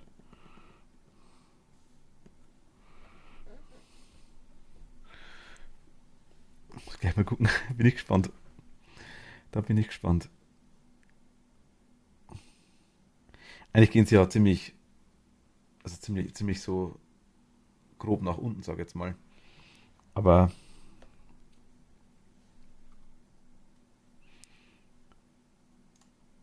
ich würde sagen, das passt schon. Ähm, so. Ein bisschen kleiner noch. Also, ne, ich würde sagen, die Ohren.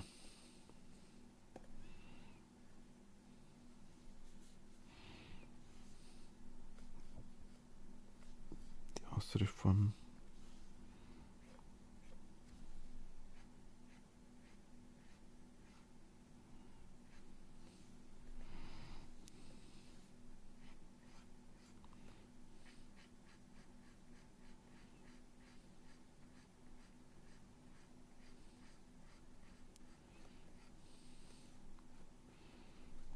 Ich sage, Schattierungen machen dann ganz viel aus. Zum Schluss natürlich ganz klar.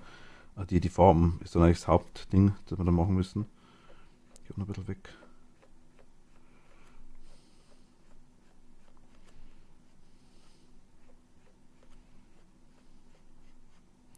Hier brauchen wir irgendeinen Zacken. Ähm,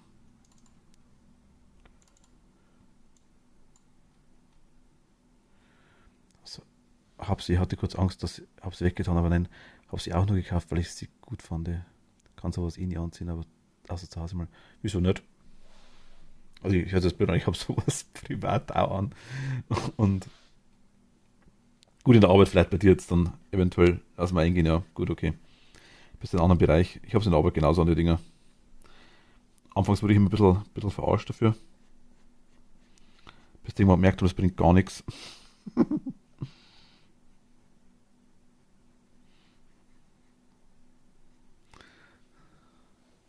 Aber bei mir auf Arbeit ist es wurscht.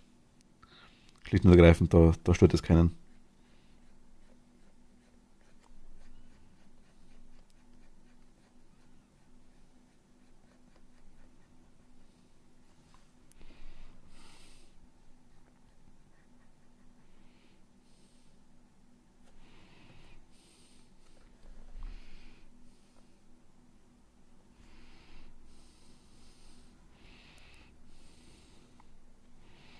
Bin ich ja ganz froh, muss ich ehrlich sagen. Schauen wir es gleich an.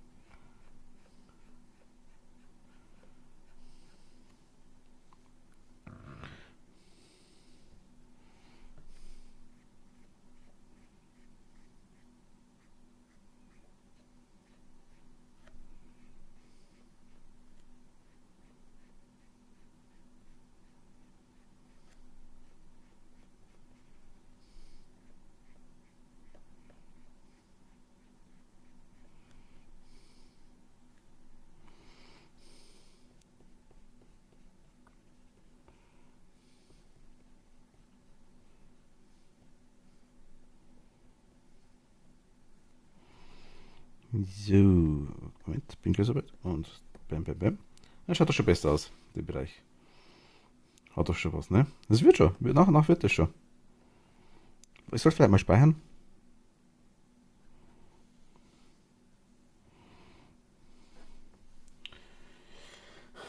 So, dann kurz Shirt-Bekundung.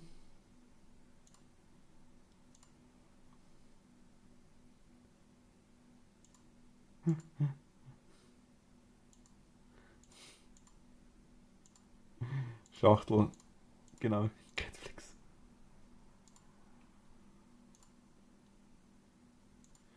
Catitude. Ah. Ich habe dir die Seite ja geschickt. Natürlich jetzt umgebrüht. Aha.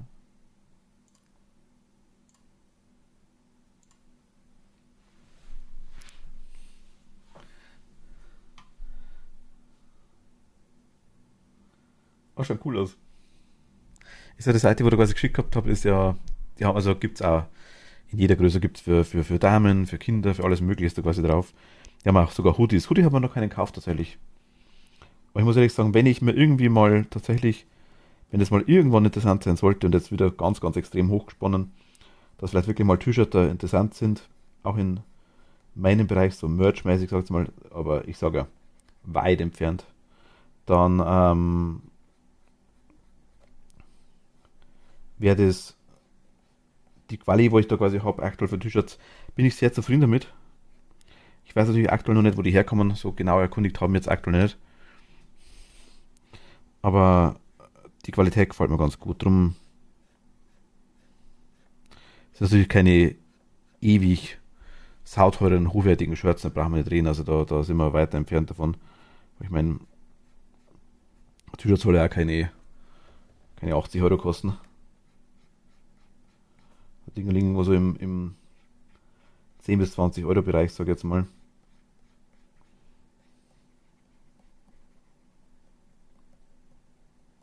Zumindest da, wo ich es kaufe.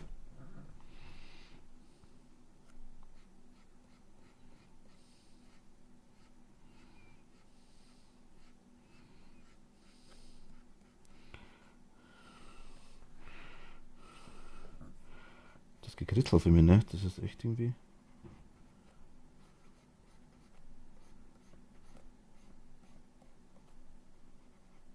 Es gibt bestimmt irgendeine Funktion, wie man die Kanten deutlich leichter glätten kann. Ich kenne sie nicht, also lebe ich damit.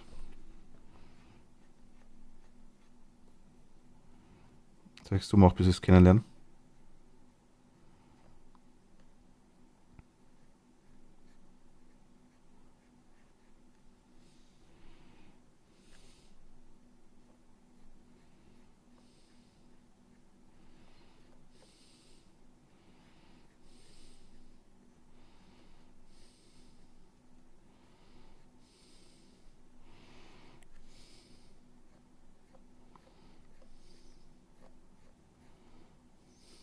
Aus irgendeinem Grund habe ich das komische Bananenlied im Kopf. Ich weiß nicht warum.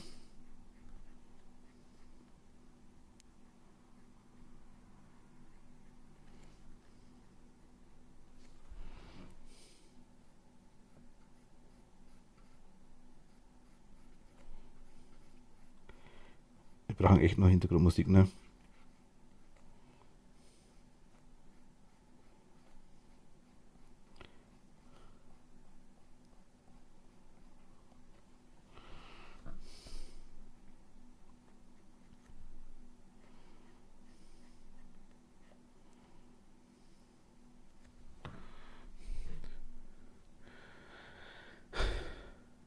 Ich kann es mir auch gar nicht erklären. Ja, es ist schwierig.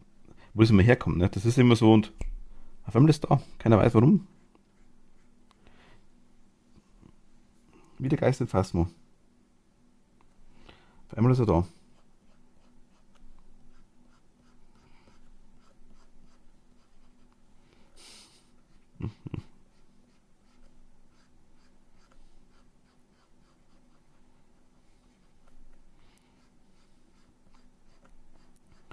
Die, die, die, die, die, die, die. Die, die, die, die, die, die, die, die. Um ein bisschen abzulenken. Die, die, die, die, die, die, die. Die, die, die, die, die, die, die, die, die. Die, die, die, die. Du, du, du. Die, die, die, die, die, die, die, die, die, die, die. Jetzt frage ich nochmal, ich habe das letzte Mal gleich auch schon gefragt gehabt, ist sowas generell, was wir gerade machen? Ich meine, ich bin jetzt auch nicht allzu hundertprozentig aktiv am Chat die ganze Zeit dabei, weil ich ja doch ein bisschen malen nebenbei. Ich meine, man sieht jetzt nur, dass das Emote langsam, aber sicher mal irgendwann vielleicht mal fertig werden könnte, so im Groben. Die Option besteht zumindest, glaube ich, langsam, wenn man es so sieht, irgendwann mal. Ist das Format interessant so für euch? Ich meine, ich muss halt schauen, wann ich Zeit habe dazu, ne? Das ist mein Problem dann immer wieder. Ich glaube, das ist ja mehr so ein Nachmittagsding. Also im Vergleich. Ja, schon, muss man. Hm. Das schaut langsam echt aus wie Emotes und auch nach, gell? Wenn wir besser wissen.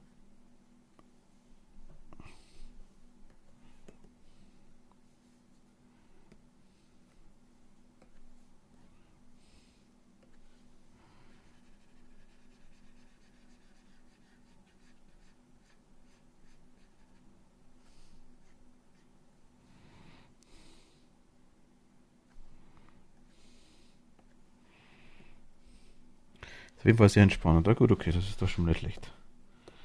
Das ist doch schon mal nicht schlecht.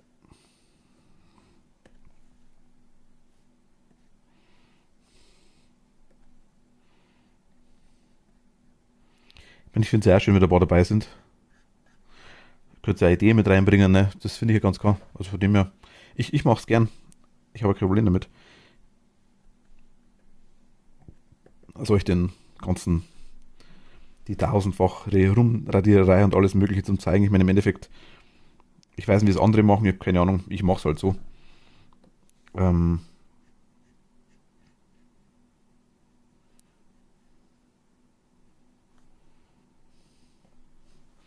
das in irgendeiner Weise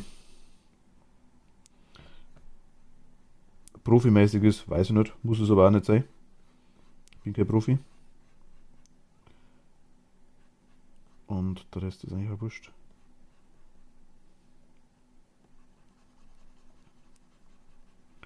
Ich könnte noch einen Zaun reinmachen, eventuell.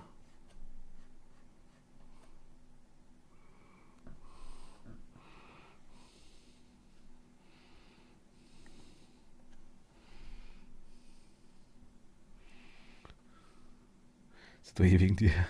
Ah, danke. Das ist süß.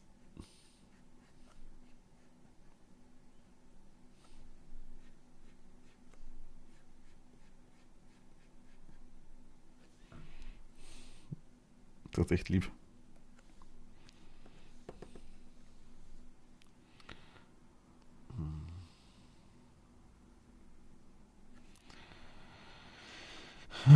Schwierig, schwierig, schwierig.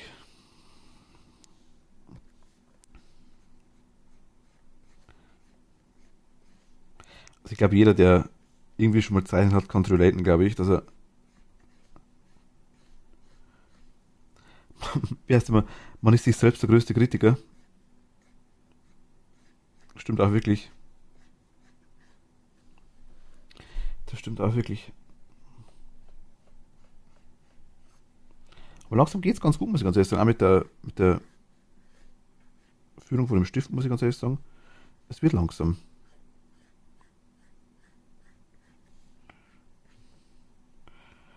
Fühlt sich einigermaßen an wie ein normaler Stift, und das, also wie ein normaler Bleistift. Das ist ganz cool, finde ich. Mag ich. Ähm, was bist du? Du bist Unterseite von Zunge, Mund. Ah, bleib mal so, ist egal. Das lassen wir mal so. Vorerst zumindest. Nur die Wahrheit, nicht dass die Wahrheit.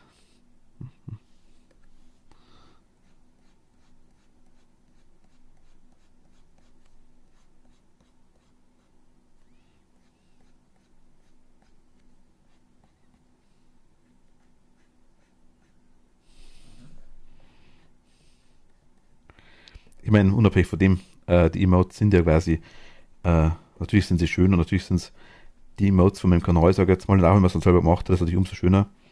Aber effektiv sind sie ja für euch.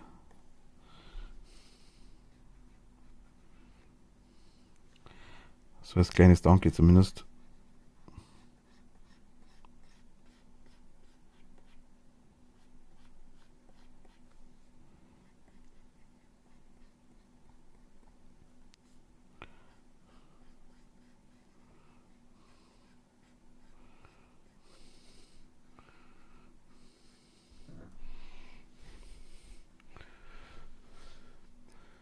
Ähm,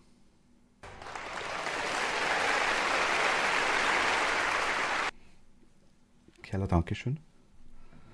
Und soll das noch auch? Hi. Ich dachte, Zelda musste weg.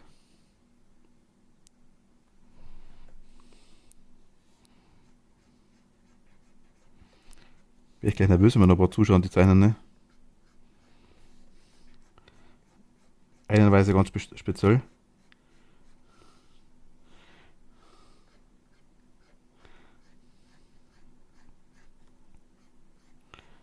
Lisa hat sie zeichnet, ne?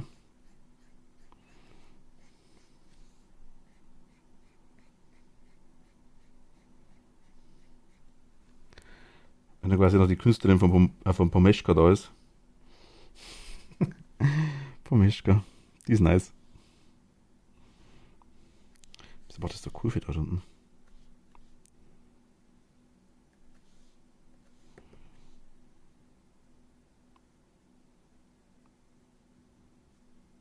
Hm.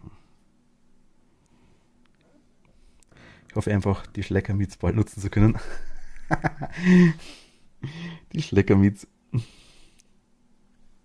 ich muss schauen. Das Einzige, was ich habe überlegt tatsächlich, dass ich das Shino-Emote, das ihr quasi gern hernehmt, ich lasse es schon drin. Aber dass ich es als Follower-Emote reinnehme. Problem ist, dann haben wir es mit den Handynutzern wieder und Tablet-Nutzern. Das ist das Blöde. Natürlich präferiere ich die eigenen Emotes, ist ganz klar. Aber mal schauen, wie wir es machen. Das werden wir dann schon sehen. Vielleicht wechseln wir auch so einfach mal durch. Vielleicht tun wir anderes raus. Mal schauen. Ich sehe, was genutzt wird oder welche das genutzt werden, welche Emotes und welche das weniger genutzt werden. Das sehe ich ja ganz gut. Dann kann man ja einfach mal, weil der Chino-Emote, sag ich mal, sowas in die Richtung ist ganz cool, finde ich. weil man es einfach dann so als erwartungsvolles, ja, das passt ganz gut, darum haben wir es aber so cool gehabt.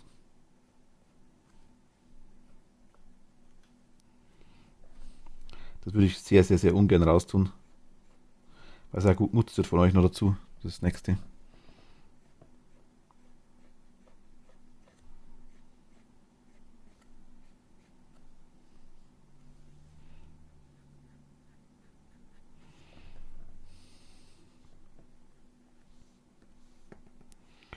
So, wer ist damit? Das habe ich selten gesehen. Das 200 IQ, ja, das weiß, also gut, das ist, das nimmt keinen Platz halt weg. Weiß, ich habe den Platz für, soll ich kann mal kurz schauen, weil ich es nicht also ich weiß jetzt gerade auf Anhieb. Man kann, also ich habe aktuell Platz. Aktuell Platz, was ich momentan habe, ist, warte mal, Creator Dashboard, ich schau mal kurz. Emotes. Wir haben 5 Standard-Emotes, die Follower-Emotes quasi gibt es 5 Stück. Da habe ich aktuell 8 Stück Platz für normale Emotes, also für die Standard-Dinger quasi, die man als Sub ganz regulär kriegt. Da ist halt das SIP, also quasi das Drink-Emote von Animal Crossing dabei. Äh, und jetzt, weil Kiala sagt gerade, bei 50 Subs quasi kriegen wir das 9. freigeschalten. Da können wir quasi dann insgesamt 9 nutzen dafür. Und 4 animierte Emotes. Ob die mehr werden, weiß ich nicht. Keine Ahnung. Also deswegen habe ich das Good Night und das Byte gefällt mir von Haus aus, das passt perfekt so, aber das IQ und das Good Night quasi, deswegen faden die so rein oder raus, weil ich einfach als animiertes Emote dann gemacht habe, einfach ganz, ganz einfach animiert, sage ich jetzt mal, das einfach als animierte Emotes gelten. Und da gibt es quasi das Stufe 2 Emote, da habe ich einen Slot, den sollte man auch belegen, das ist quasi das GG-Emote aktuell. Klar, wird nie hergenommen, ich habe kein Tier 2 Sub nicht und Tier 3 Sub habe ich aktuell auch keinen. Deswegen ist das Lost Emote auch so gut wie nie da. Und da gibt es halt noch die Bits-Stufen-Emotes quasi, so 1000, 5000, 10.000, 25.000 Bits. Da habe ich aktuell das Hype-Emote drin, das Pat-Pat-Emote, das Shard-Emote und das Money-Emote. Einfach das, was drin ist. Ich meine, ob es dann jemand macht oder nicht, ist ein anderes Thema, aber sie sind drin. Sie sind da, sie sind drin. Es sind speziell die Meets-Emotes. Die Follow-Emotes können wir nachher noch ein bisschen austauschen, ganz klar. Da ist auch das Lurk-Emote drin, einfach so standardmäßig und das Pixel-Emote von Lea als das Beispiel auch. Ähm, ich muss mal schauen, wie wir es machen am besten. Ich weiß nicht genau. Aber ich sage, ich habe für Dinge einige einfache einfach mal gekauft. Oder die Geo-Emotes quasi haben wir zum Beispiel auch, die wir nutzen können. Die werde ich nachher noch auch rausschmeißen müssen, weil man kann insgesamt in der Sammlung quasi, in der Bibliothek nennt sich das quasi, wo man sie austauschen kann, kann man 60 Stück hinterlegen, glaube ich. 60 Standard und 20 animierte Emotes. Da gehört dann Tier 2, Tier 3, Sub, Standard Sub, Bit-Emotes und Follow-Emotes quasi ist der Standard-Emote-Bereich, sage ich jetzt mal. Und die animierten sind dann quasi die anderen. Da kann man quasi dementsprechend die Sachen speichern. Ähm, ich habe halt da Varianten drin, zum Beispiel das High-Emote als Mumie oder das Ding oder äh,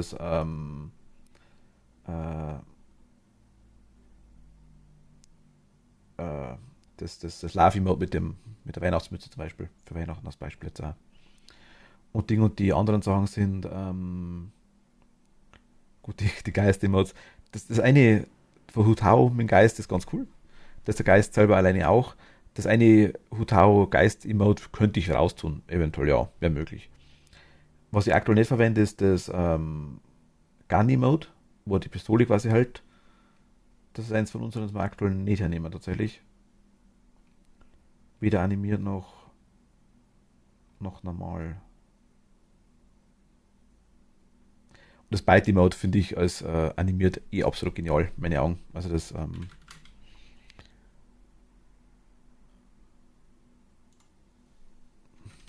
da quasi. Das passt ganz gut, finde ich. Das gefällt mir.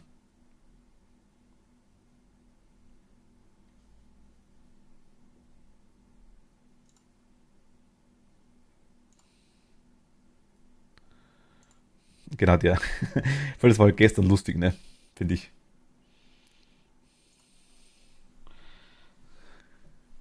Mit dem Pommes wieder. Pommes hinklickt. Oder Pommes genommen, Ghostel. Ach Gott.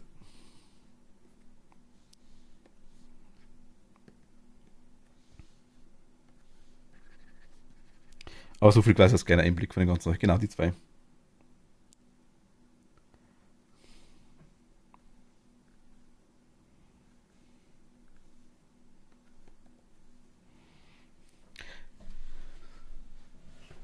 Ja, was, da haben wir jetzt alle wieder gehen lassen, das stimmt ja. Ich meine, die Emotes sind ja, durch das, dass es wirklich dann, ich sag mal, meine Emotes sind, also quasi durch das, was ich quasi selber gemacht habe, also die ersten zwar nicht, aber die haben ja auch komplett die Rechte davon quasi, durch das können wir es überall drauf machen. Also mal schauen, was noch wird. Ich habe zumindest das Problem nicht, dass ich irgendwann mal schauen muss, dass ich irgendwie die Rechte kriege an dem Zeug. Von dem her passt das schon. Das ist das Schöne dran. Wenn ich Bock habe, irgendwo drauf zu drucken, dann mache ich es, ne? Das meine ich. Und das ist das, was mir eigentlich immer schon wichtig war. Ob ich es noch brauche, ist ein anderes Thema, aber wir sind safe. Pommes im Haus. Habe ich auch in Planung. Allerdings anders.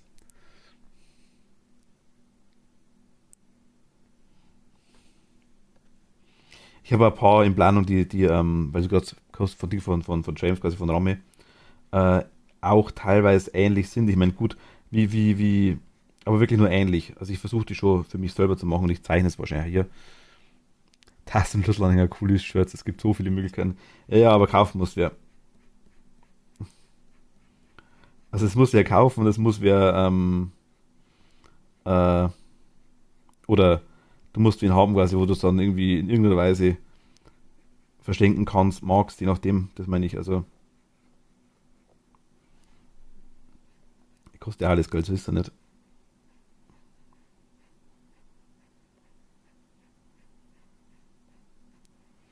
Und ich bin da wieder einer, der dann wahrscheinlich das Shop, ich kaufe alles, das ganze Shop-Ding dann wieder gerne selber machen würde, ne? Das ist auch wieder so ein Thema.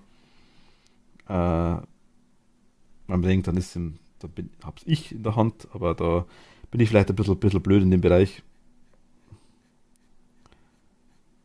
Ich meine, bei den Emotes ist das nicht schlimm, da machen wir einen Stream, zeichnen dann nebenbei, haben wir Gaudi, das passt recht schön, ne? Bei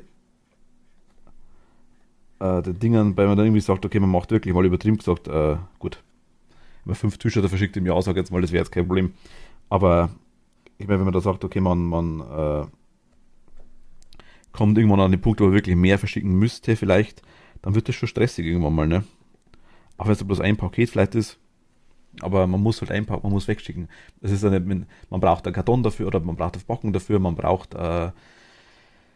muss ein Label schreiben, man muss eine Rechnung schreiben, ist ja ganz klar, dann in dem Fall gehört ja auch alles dazu, musst du dann eintragen als Einnahme, das ist auch wieder logisch, muss dann das Ding quasi nehmen, weil zwei Pakete holt ja keiner ab, musst du dann quasi zur Post bringen oder zum Versanddienstleister, sag ich jetzt einfach mal, musst dann schicken, musst dann hoffen, dass nichts fehlt, wenn irgendeine Reklamation ist und, ne. Wenn irgendeine Größe nicht passt, wenn irgendwas nicht funktioniert, das gehört alles mit dran, das ist ein riesen Rattenschwanz eigentlich an Zeug.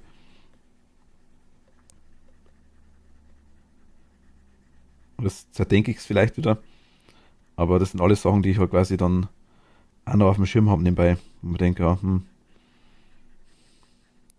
Idealfall ist natürlich nichts, im Idealfall passt alles,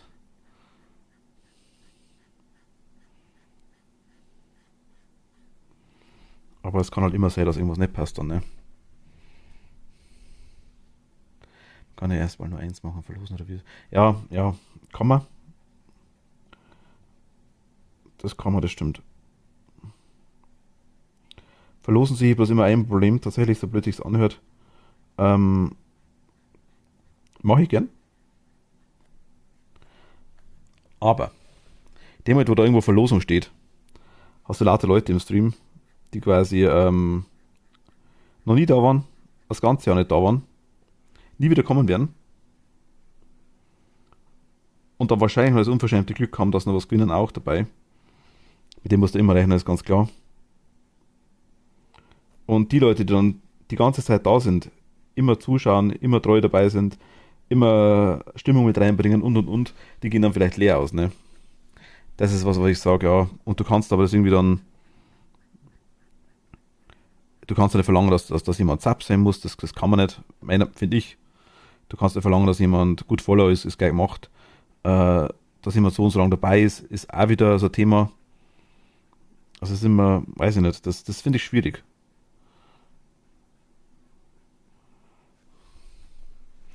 Drum, da bin ich ja ein bisschen vorsichtig in dem Thema.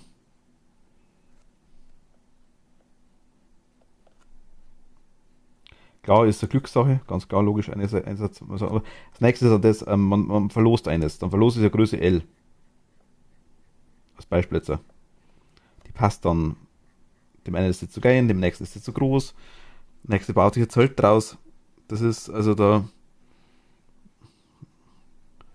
sind einmal Sachen, müssen wir da wirklich dann speziell machen, dass man sagt, okay, es ist quasi nichts fertig, man bestellt dann die Dinger vielleicht erst. Das wäre eine Option eventuell, ja, das ist möglich. Dass man es halt so macht, quasi, dass man dann die Größe mitkriegt. Das ist auch wieder so eine Datenschutzgeschichte, also ich brauche dann quasi die Adresse von denen oder derjenigen, das ist einfach so ein Thema.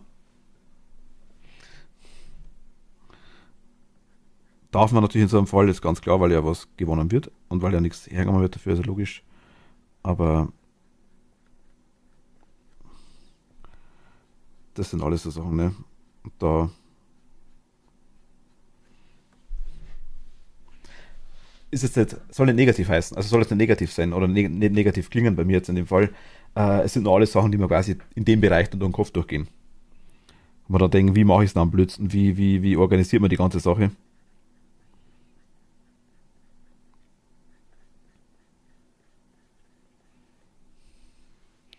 Tasse mit allen Emotes, ich würde von Niedlichkeit sterben. Tasse wäre eine Möglichkeit tatsächlich, das würde wirklich stimmen, ja. Das stimmt.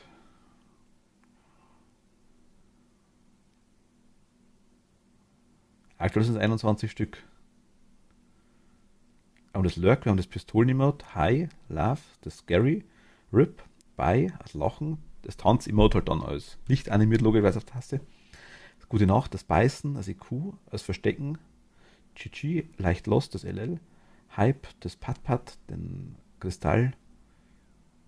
Es sind 19, 2, 4, 6, 8, 10, 12, 14, 16, 18, 21 Emotes, das ist mit den Dingen, mit den Varianten, stimmt, ja. Ja gut, ich meine, klar, die Adresse, also im Stream dann sowieso nicht, ist logisch. Das ist ja dann natürlich alles, muss man dann über Discord irgendwie regeln oder privat oder was ich was für ein Zeug ist, ganz klar. Da, ich meine, das machen andere auch. Das funktioniert. Also da denken wir jetzt nichts. Ich weiß bloß nicht, was man da für Dinge, für äh, Vorlagen, Vorgaben etc. Keine Ahnung. Da muss man mal erkundigen. Das geht bei anderen auch. Äh, Vielleicht rede ich einfach mal mit dem Machtel zum Beispiel. Der hat es ja auch schon gemacht. Das, ist auch so also das müsste dann eigentlich auch. Der weiß ja auch ein bisschen was, ne? Gibt ja auch, also wenn, dann müsste man wirklich sowas vielleicht in einem Chat machen, dass man sagt, okay, man, äh, mit Kanalpunkte, zum Beispiel, du sagst, du machst mit Kanalpunkten irgendwie mit an der Verlosung, das ist auch so ein Thema. Da darf nichts Echtes dran hängen, glaube ich. Das hat Twitch ausschließlich schon mal geschrieben, irgendwie, da musst irgendwie, also ich wüsste nicht mal, was abgeht, das machen einige, habe ich schon gesehen. Ähm, Da geht es ja um einen Betrag und wenn du bist in dem Bereich, Kerler, denke mal, vielleicht weißt du das ein bisschen besser, was dann als Streuartikel gilt, was als Dingens gilt, als richtiges Geschenk in dem Fall, was dann als, mein gut, privat ist das scheißegal, sage ich jetzt mal, aber als Geschäft, was ja ich in dem Fall bin, so blöd ich es anhört, muss man es irgendwie mit angeben, das Ding, ne? Da bin ich halt aktuell noch leicht überfragt in dem Bereich, weil ich eher als Kleingewerbe angemeldet bin, von dem her, also ich könnte ich müsste zwar Rechnung schreiben, aber das müsste ich dann wieder vorher, glaube ich, wieder abklären, dass ich es mit reinnehmen lasse. Das glaube ich ist nicht bei mir nicht mit drin, wenn ich mich täusche. Oder habe ich es mit angegeben? Ich weiß gar nicht. Müssen wir mal schauen. Es muss ja dann in der Bezeichnung quasi drinstehen, was du machst. Das ist alles so Zeug. Also da hängt so viel Graffel dran. Das hört sich blöd an, ist vielleicht auch ein bisschen übertrieben, dass ich mir da zu viel Gedanken mache, aber soll dann schon seine Richtigkeit haben.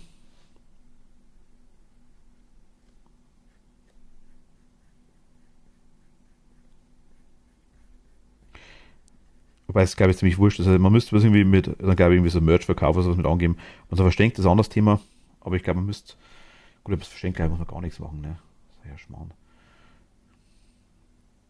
Steuerwerbeartikel sind bis 10 Euro. Ah, okay.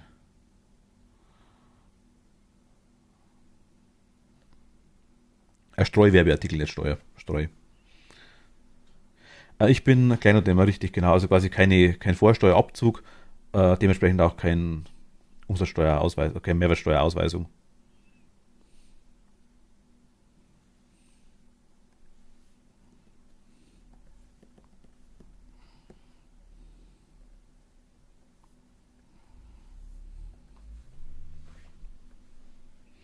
10 € brutto, ja genau, ja, dachte ich mir schon. Wobei es ja ähm, bei so einmaligen Sachen ja quasi, du verschenkst dann nicht kiloweise die Shirts, ne? Es dann an so einem speziellen Tag ist, ich sag mal das Beispiel, ist einjähriges, egal, hat man ja schon, nur als um irgendein Ding zu machen oder Geburtstag, ist ja wurscht, macht irgendwas Spezielles, und dann verlost man da ein, zwei Shirts, das glaube ich, das wird schon gehen. Denken wir jetzt nichts. Aber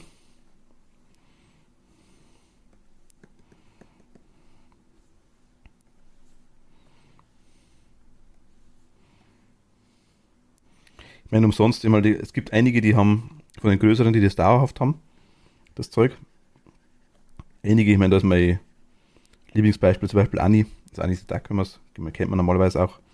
Die macht es einmal im Jahr, glaube ich, zum Beispiel, dass das Zeug raushaut.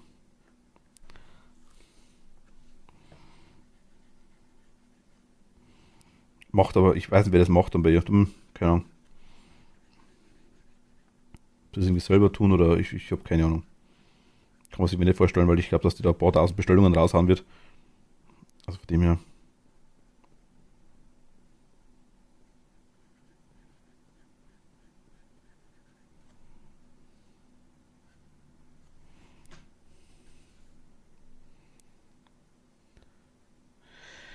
Ach, die Pauschalbesteuerung von 30% wird da nicht angewendet, weil geringwertig. Ja, ja, weil, das stimmt, das stimmt. Das stimmt. Macht ja aktuell auch keinen Sinn. Ich meine, das ist da, ich weiß gar nicht, wo die Grenze ist, aber da Welten entfernt.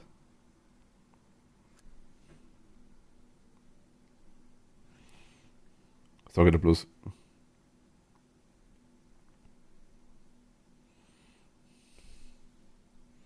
So kurz Glück gefühlt. Da bist du schon. Das bist du schon. Augen. Und dann machen wir die Pfoten noch. Und dann bin ich eh komplett lost, weil dann geht es ums Kolorieren und dann bin ich absolut fertig im ersten Moment, glaube ich. Muss wieder Gedanken machen, was ich am besten mache. Ähm,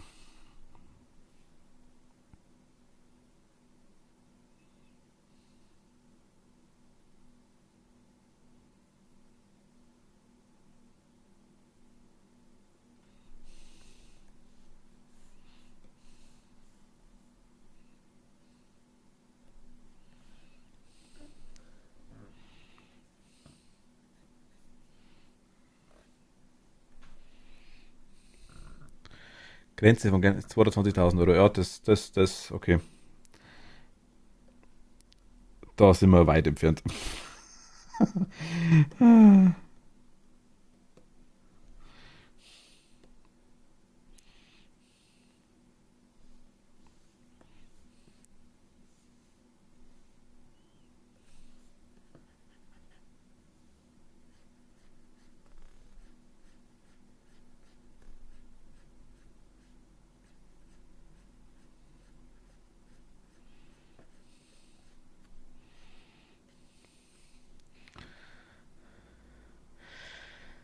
Was im voraussichtlichen Folgejahr 50.000 oder so.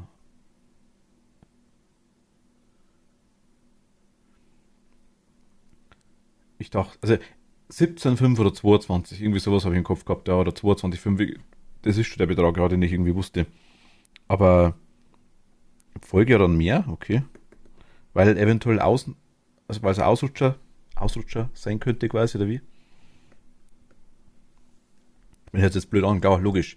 Äh, Es gab so Aktionen schon, darum, wenn jetzt irgendwer reinkommt, das Beispiel sagt, okay, da, ich spende jetzt 10.000 Euro als Beispiel, nur um jetzt irgendeinen blöden, irrationalen Betrag zu sagen, dann hast du das gleiche Problem, ne? Also, das ist dann eine einmalige Sache und ab dem Zeitpunkt bist du aus dem kompletten Zeug raus. Wird nie passieren, will ich gar nicht, aber ihr wisst, was ich meine. Dann wäre das ganze Ding auch wieder irgendwie, drum vielleicht das mit Folgejahr, da kann es sein, dass dann vielleicht irgendwie nochmal, aber ich glaube, das geht maximal 3 Jahre, oder? Irgendwie sowas war da damals. Da glaube ich, ist irgendwie, da muss das ummelden.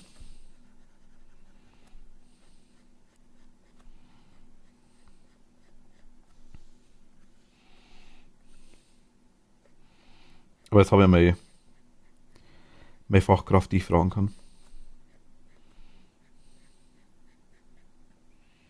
Na, wenn du einmal über 22 17.500 war vorher, okay, das Folgejahr muss nicht beachtet werden. Ja, weil man oft dann auch wieder runterrutscht. Okay. Das ist nur das Folgejahr. Okay. Na gut.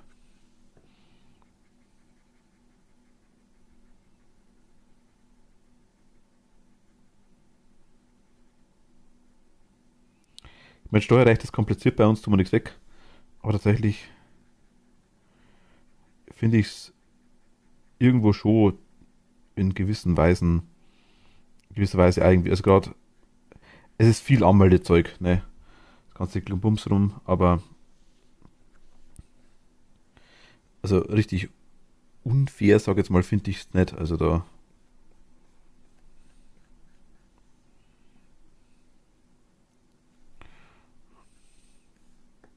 schreien jetzt vielleicht ein paar andere, aber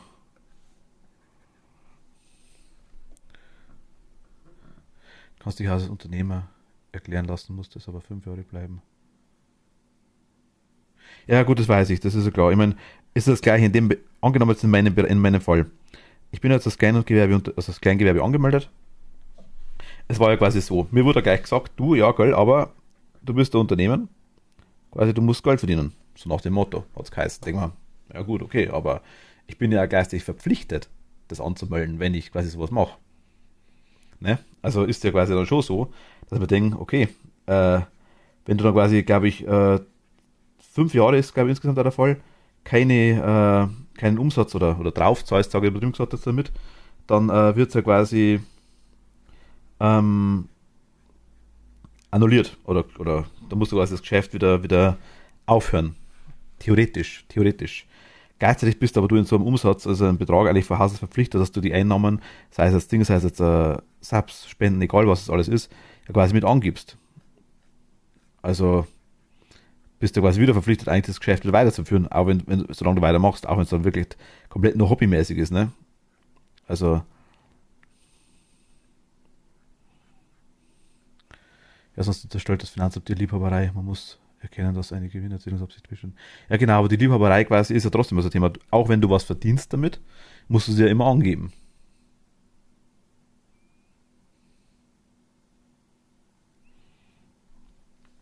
Darum denke ich mal, also es ist ja dann quasi ich meine, ich verstehe es, klar. Man könnte es quasi jeder hergehen und könnte irgendein Geschäft anmelden, könnte sagen, okay, scheißegal, mache ich jetzt, ziehe dann Steuern ab und habe dann den Vorteil, dass ich Umsatzsteuer wieder rauskriege, etc. oder Mehrwertsteuer wieder rauskriege, etc. Aber verkaufe quasi in dem Fall noch nichts und dann, das verstehe ich schon, das ist ganz klar, logisch. Da brauchen wir nicht reden, dass man da nicht bescheißen kann, ist das dann so geregelt. Aber im selben Atemzug, quasi wie gesagt, muss man es ja anmelden. Oder kriegt man irgendeine so eine Art Ausnahmegenehmigung, ich weiß nicht, aber dann ist auch wieder irgendein Freibetrag, glaube ich. Im Zweifel erkennen sie keine Verluste an. Okay.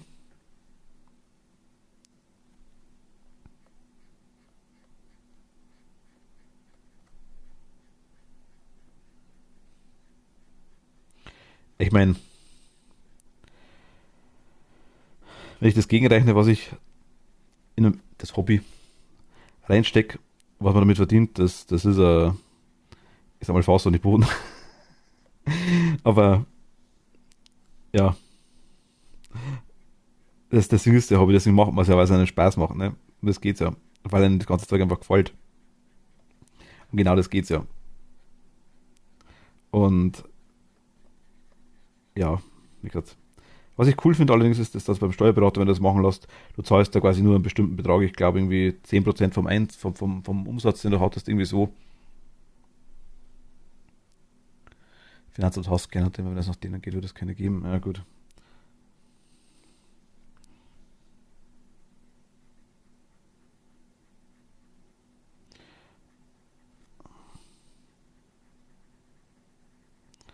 War auch ein bisschen, aber es ist überhaupt kein Problem, also das anzumelden, sag ich jetzt mal. Es hat ein bisschen gedauert, bis man die Bestätigung gekriegt hat. Das war bei mir tatsächlich eine ziemlich langwierige Geschichte, aber einfach auch nur, weil in Deutschland einfach die ganze Streaming-Geschichte nicht wirklich eine Berufsbezeichnung hat, sag ich jetzt mal.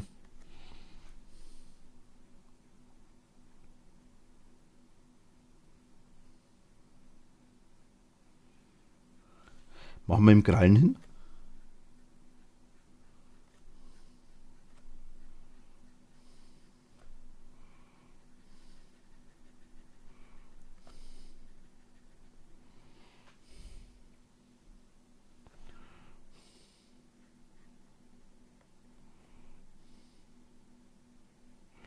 Ich muss ja meine ganzen Unterlagen auch noch zum Steuerberater bringen, fallen mir gerade ein. Da habe ich zwar hergerichtet komplett, aber noch nicht weggebracht.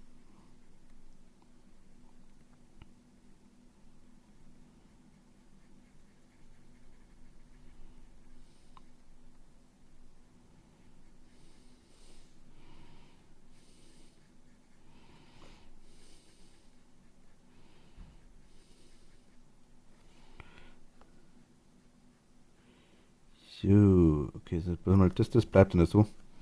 Nur jetzt einmal für uns so am Anfang, dass wir uns ein bisschen auskennen, wo die Tabs und das Zeug hin soll.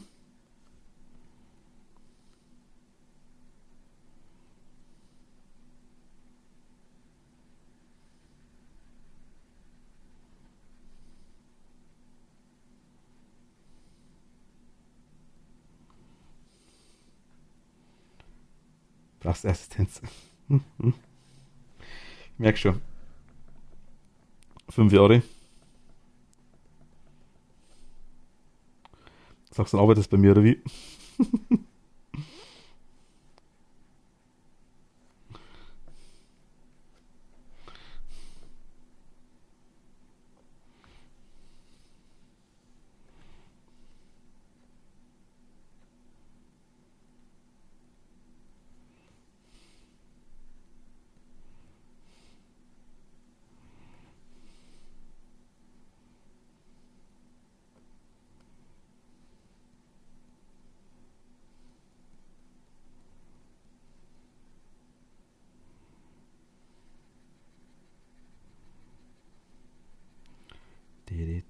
Dann machen wir 2 neue hin. Krallen braucht man nicht, würde ich sagen.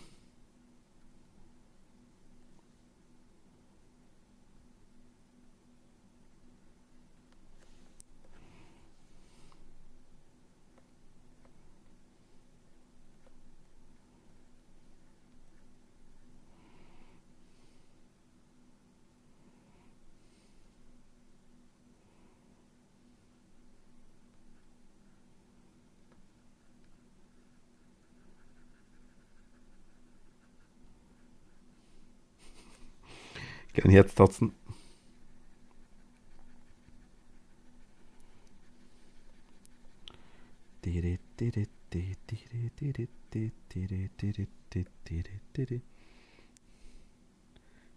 Ja, warum nicht?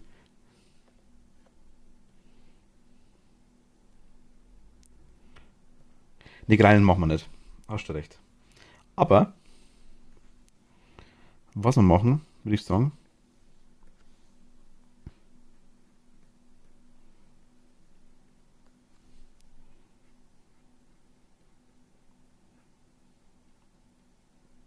ist quasi das Bewerbungsgespräch mit den ganzen, mit dem ganzen Wissen, was gerade raushaust.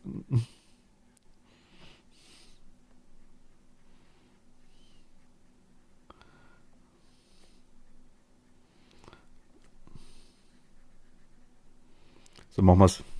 Du machst Steuer, Haru, die macht dann Cutterin.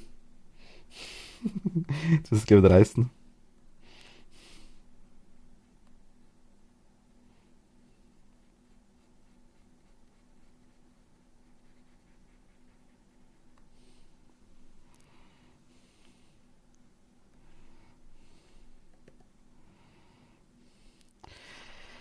Das gefällt mir überhaupt nicht da.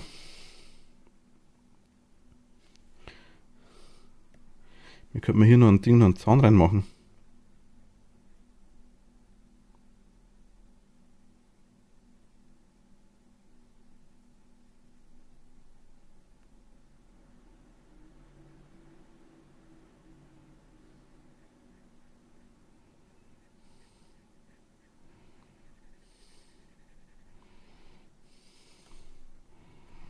Richtig großen, ne?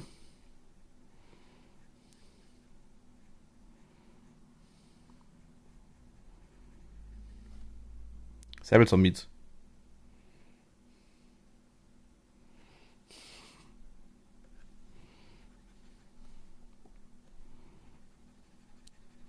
Möchte aber freie Arbeitszeit.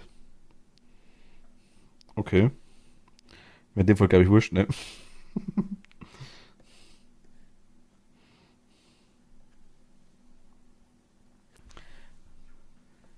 Runde Tatzen. Runde. Ich habe immer drei dort normalerweise. Eins, zwei, drei. Wenn wir drei Krallen sein, auch wenn es vier haben, wenn wir drei Tatzen malt.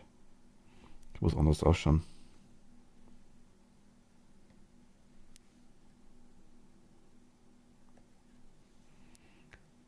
Ich liebe eine kleine Süße. Nee, nee. Ich muss mal schauen, ob wir überhaupt einen Zaun hinmachen. Das mit Zaun war ja Schmarrn.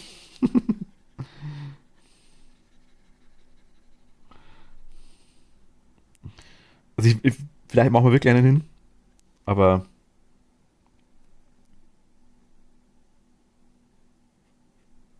sowas dann vielleicht, oder?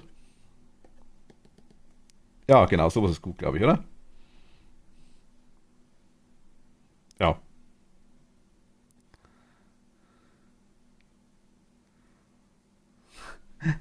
Ich liebe einen kleinen süßen Zaun. Beweisvideo. Ja, Beweisvideo gibt es schon. Aber im Beweisvideo ist dann später kein Chat mehr dabei, ne? Ist ja schwierig. Ah. Wie langt der gegen die Pfote? Schaut irgendwie komisch aus. Ne? Wie greift denn der dagegen?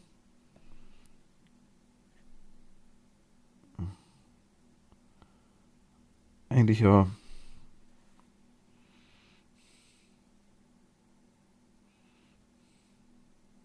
Die Nase ist komplett schief, ne? Fällt mir gerade auf. Die passt gar nicht mehr.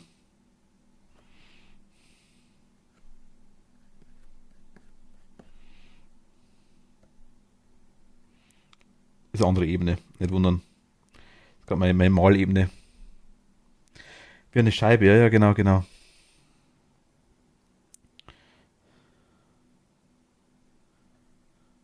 Wie eine Schabe, Scheibe, das stimmt schon, ja, genau, irgendwie so. Hm. Aber es ist gar nicht, also ich habe es im Kopf, ja, aber es ist gar nicht so einfach aufs Papier zu bringen, muss ich ehrlich sagen. Oder aufs Tablet, je nachdem.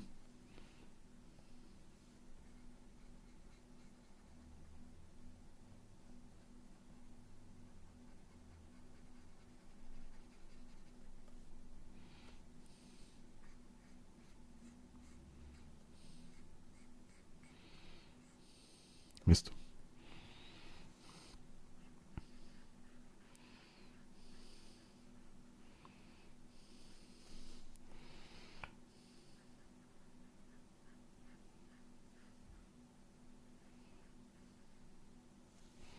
Zumindest finde ich das.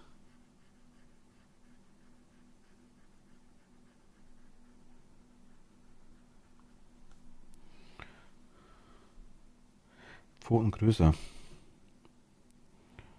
Ja.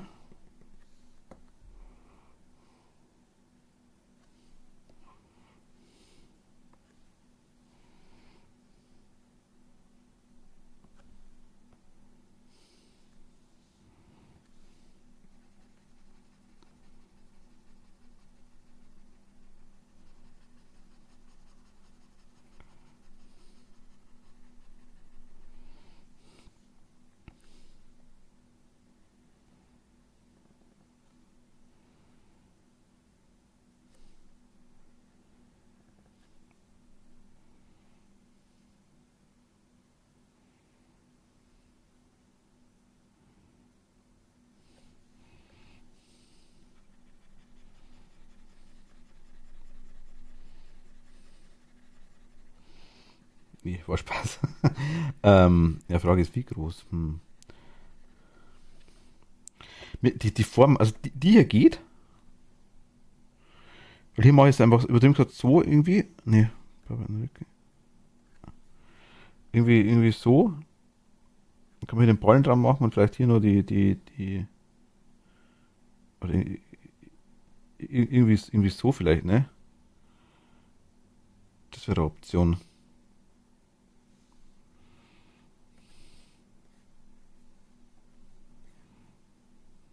Also,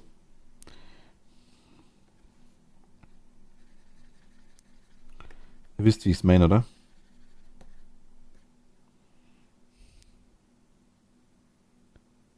Ja, er lehnt sich ja irgendwo dagegen, so ist ja. Also das soll ja irgendwo der Fall sein, sag ich jetzt mal.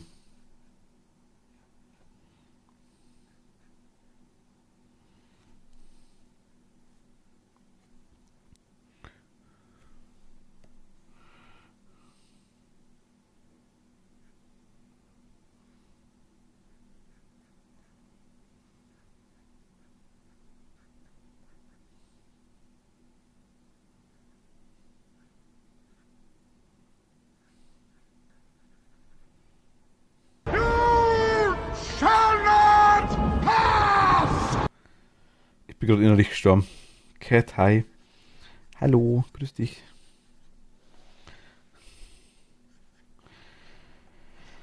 Oh, hat mich jetzt gerissen. Weil schreit mir da immer ins Ohr. Kätzchen, hi, grüß dich, hallo.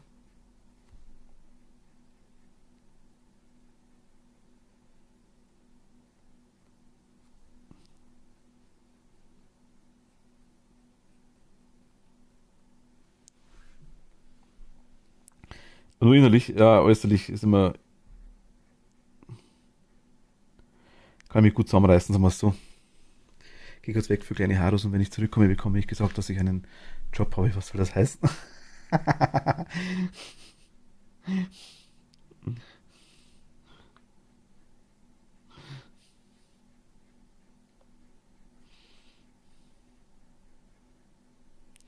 du gewundert, dass du gar nicht reagiert hast? Kätzchen, hi. Grüß dich.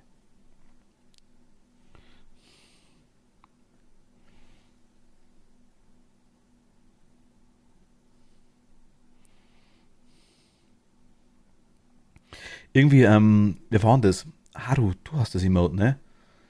Der eine Typ, der so, so, so, so ein rundes Ding mit zwei so Pfoten, das so nach vorne schaut. Wie heißt denn das Emote? Ich hab's, glaube ich, leider nicht. Oder ist das Standard-Emote? Ich weiß es gar nicht. Irgendwie so schaut's aktuell gerade aus. Machen wir jetzt extra für Kerla. Die mag das. Ähm, ich glaube, ist das der Standard-Emote?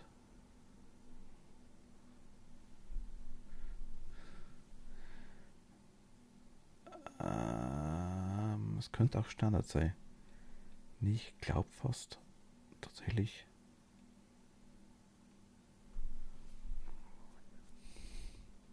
Ah, doch, doch, doch, doch. Ah, das hier. Das hier meinte ich. Ungefähr so schauen die Pfoten aktuell aus. Das meinte ich, Haru.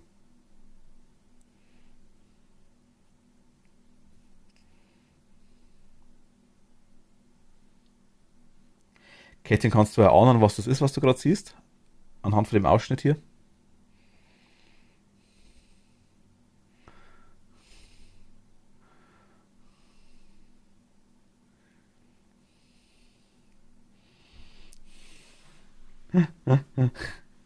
Er ist fies, wenn man so komisch macht, wie ich gesagt habe. Dann, ne? So gib. Ich habe keine passende Antwort auf das Eichhörnchen. Nicht. Also die einzige passende Antwort auf dieses Eichhörnchen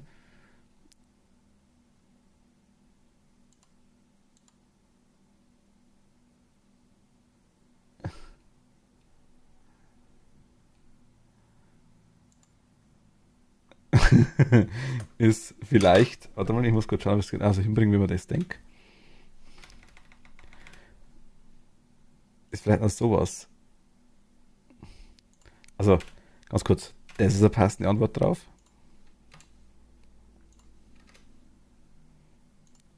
Oder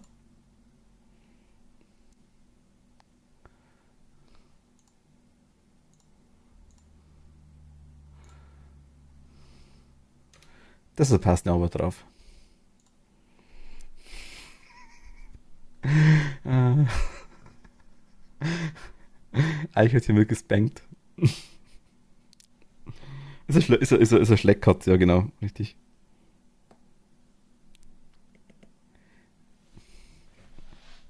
Lea, hi hi. Lea, ich habe mir was erlaubt. Ich habe das vielleicht eh schon gelesen, ne? Ich habe mir was erlaubt.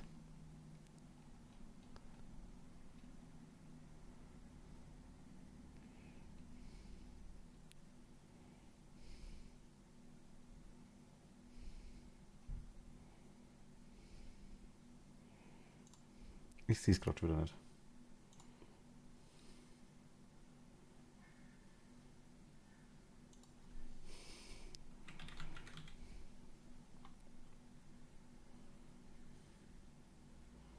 Ich versuche ich versuch's mal einzugeben.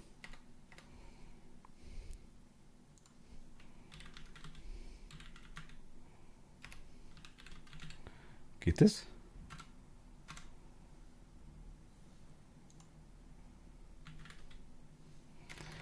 Ich habe das neue, ich musste Check, glaube ich, aktualisieren.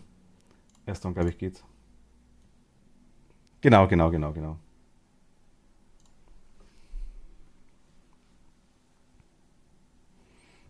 Das meine ich. Da ist es. Siehst du, ich finde mega süß. Ist von Lea. Die hat das gemacht.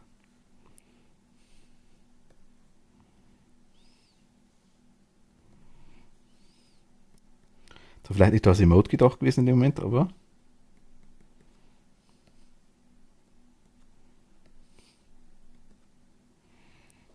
jetzt ist es so. Hm?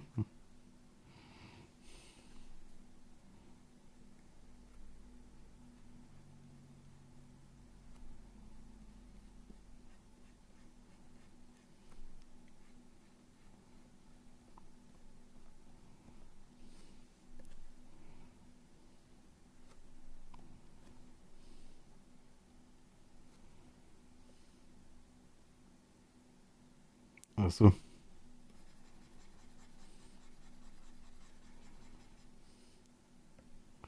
wieder falsche Ebene erwischt.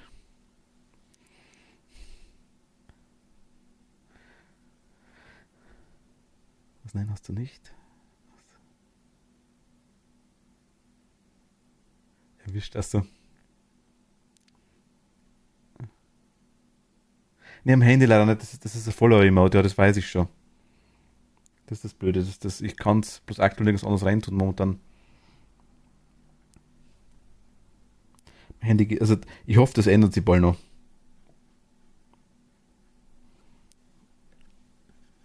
Oh mein Gott, das war der richtige. Oh, oh, oh, oh, oh. Das war die richtige Ebene. War das knapp. Ich weiß noch, was kopieren kann eventuell. Also es heißt nochmal Erdbeerpixel, glaube ich, habe ich es tauft. Also Erdbeer ist ja der Standardding. Erdbeer 12, glaube ich, also ähnlich. Glaube ich, heißt irgendwie ist der Standard. Warte mal, wie kann man es denn eingeben? Geht das so? Erdbeer B12 Pixel, geht das? Hm. Wie heißt ein Ding? Jetzt muss ich kurz schauen. Moment. Ich schaue kurz für euch. Bis Präfix genau, weil ich glaube, Erdbeer ist es, glaube ich, schon. Ähm. Di, di, di, di, di. Ja, ich hab's. Bei mir steht auch bloß der Text da. Ich hab's verkackt. Äh, Emotes. Emote Prefix. Wo ist es denn? Erdb12. Erdb12 heißt es normalerweise. Also Erd B12 und dann heißt doch eigentlich Pixel das Ding, ne? Ich habe es groß geschrieben, wahrscheinlich liegt es an dem. Geht's jetzt? Geht's der Doppelpunkt? Erd B12 Pixel. Seht ihr das? Ich habe bei mir ein Ding nicht aktualisiert, das OBS quasi. Ich habe es angemacht und dann habe ich es reinkopiert, nachdem ich quasi einen Stream gestartet habe. Deswegen sind bei mir die Chatfenster noch alt. Das mal kurz aktualisieren, dann müsste es hier gehen.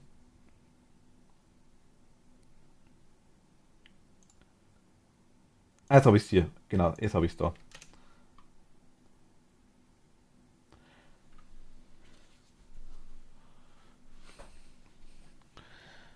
Jetzt ist es da, genau.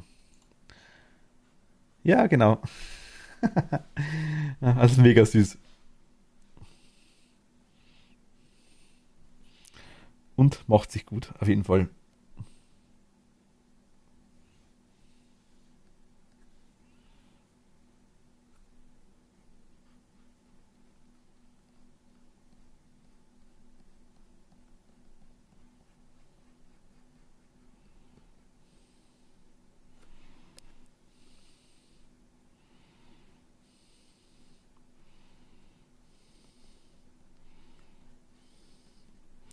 Schauen, dass die Nase nicht so verschoben ausschaut, ne? Von unserem Viecherl.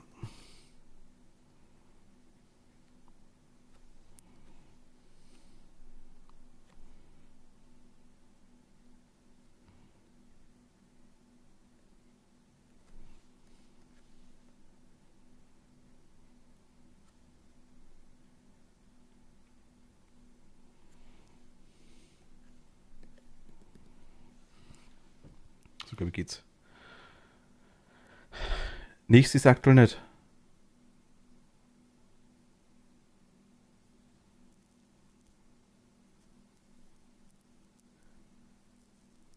Also ich kapiere es nicht, vergesst es. Hä? Also ich sehe es bei Lea das erste Mal habe ich es gesehen, bei Cat habe ich es gesehen, dann hä, Fragezeichen, dann war nochmal Cat, dann war bei Satoshi habe ich es gesehen. Bei Haru jetzt tatsächlich nicht. Nee, Kätzchen, bei dir sehen wir es. Beide Male. Einmal mit Fragezeichen, einmal ohne. Ich bin mir nicht, ich glaube, dass man es ohne Doppelpunkt schreiben muss.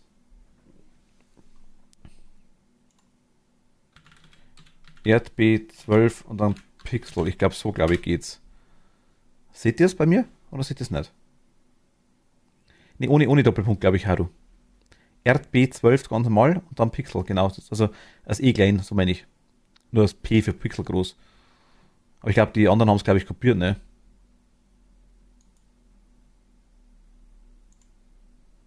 So, Chat mal aktualisiert im OBS. Ja, ich glaube, ich glaube, die. Ja, jetzt habe ich es auch da in OBS, okay. Jetzt geht's hier auch.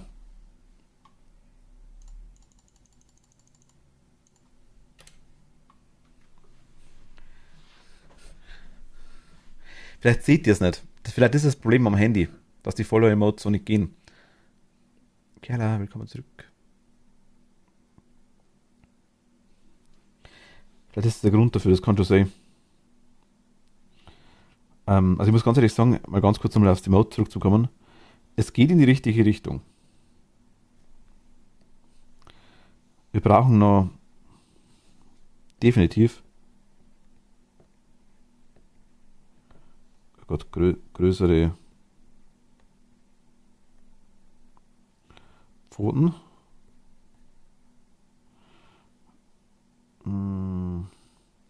Augen müssen wir noch korrigieren, das können wir jetzt auf jeden Fall noch machen. Die Augen haben wir separat, ne? Und hier genau, die haben wir da.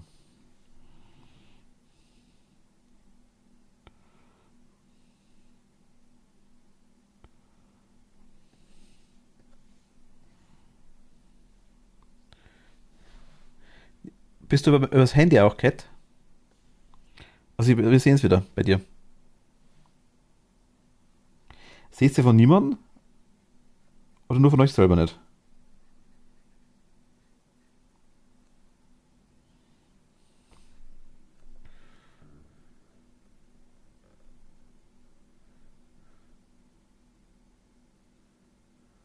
Das ist wirklich das, ist das blöde Ding mit den Follow-Emotes aktuell noch.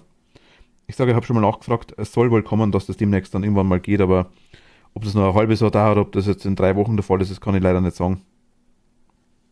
Die Follow-Emotes sind ja immer noch Beta offiziell, was ich weiß. Also es haben glaube ich noch nicht mal alle, dass das hernehmen können. Von dem haben wir eh Glück, dass wir dabei sein dürfen.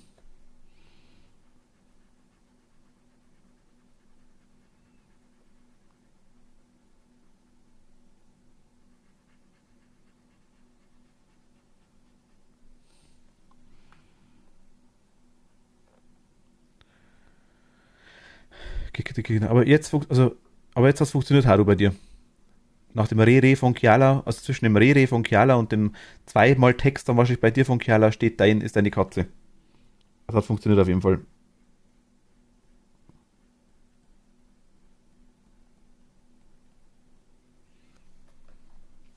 Dafür habe ich das.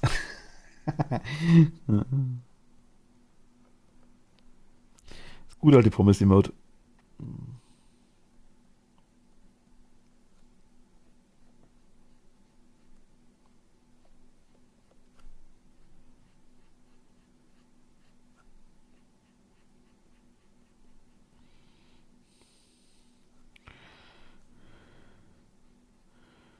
Die Augen muss ich nur schauen, wie ich die am besten mache. Vielleicht ändere ich die auch nochmal. Das kann ich auch noch nicht versprechen. Ich muss mal die alten Emotes nochmal herholen von mir. Was da gemacht haben teilweise, beziehungsweise ich habe es teilweise nebenbei sogar offen. Aber da passt irgendwie, die Augen sind kugelrund auf den Emotes, eigentlich immer.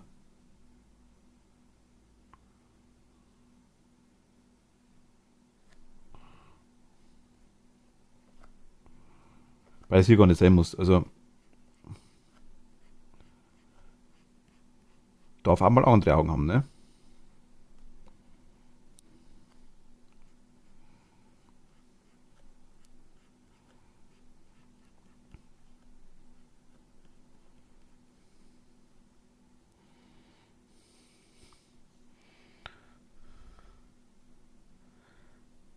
Muss wieder noch was zu essen machen. Pommes wird leider nicht. Ah, okay. Das ist traurig. Nee, Spaß. Der Pommesgeist höchstpersönlich keine Pommes hat, dann ist das irgendwie schon. Was heißt dann für uns?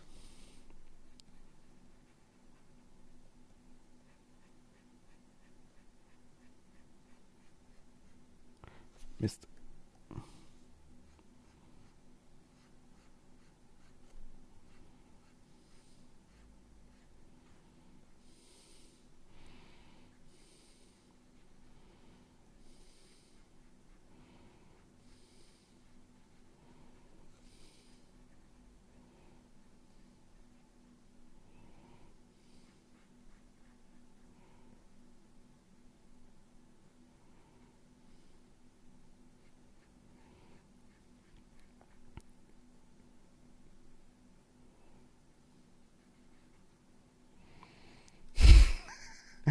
Nimmt die Pommes-Paket an und geht schon Pommes holen, schmeißt Pommes in jedem an den Kopf.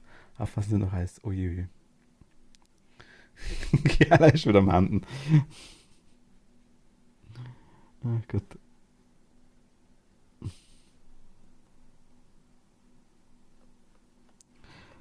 Habe ich schon mal erzählt, ne, weil das Hide-Emote quasi, habe ich quasi noch machen lassen damals auch. Da habe ich damals auch erklärt, quasi, was ich haben will. So ein Geist quasi, der einfach so ganz, ganz, ganz süß, sag ich jetzt mal, so eine Katze einfach dieses so als Geist verkleidet, ne? So ein Bettlaken über den Kopf drüber oder sowas. Und rauskommen ist das Verstecken Emote mit dem Bettlaken im Bett drin. Ich denke mal, da war dann die Kommunikation doch nicht so gut.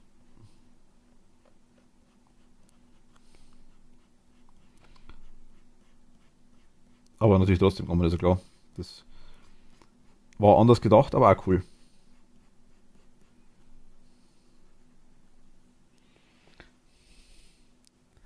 Kellergeist drin.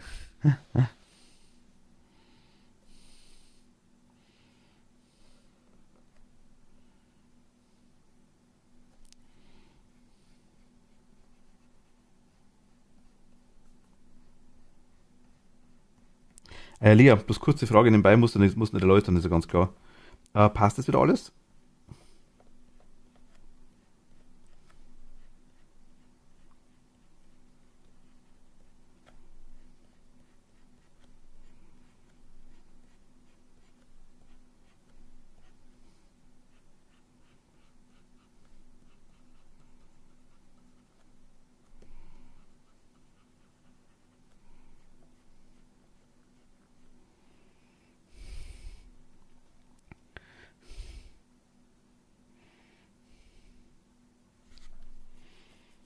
Steck jetzt auf. Hm. Der Geiststein hat funktioniert. Mit regelmäßigen Pommesspender, sagst du?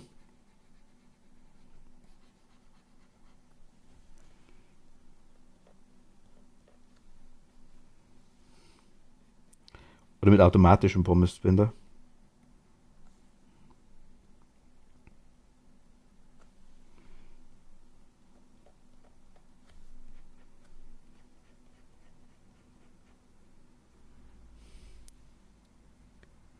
Okay. Sehe schon, habe ich alle fest im Griff.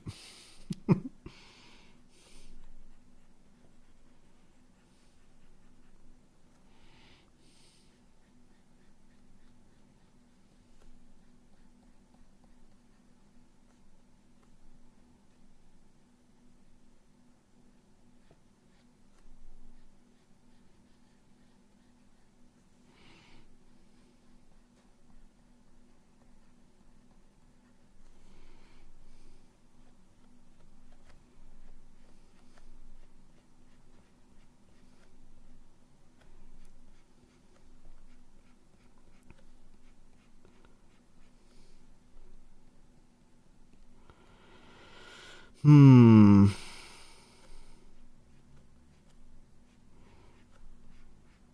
Ich denke mal, für so Profis sind die Emotes so Klacks, die machen so kack, zack, zack, zack und fertig sind sie und die haben das.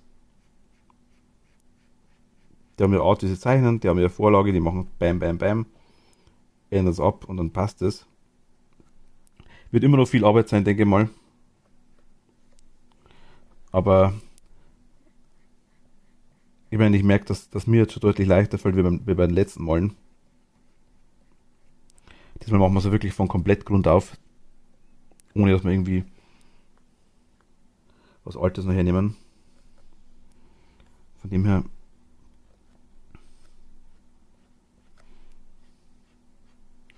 ist natürlich nochmal ein bisschen komplizierter.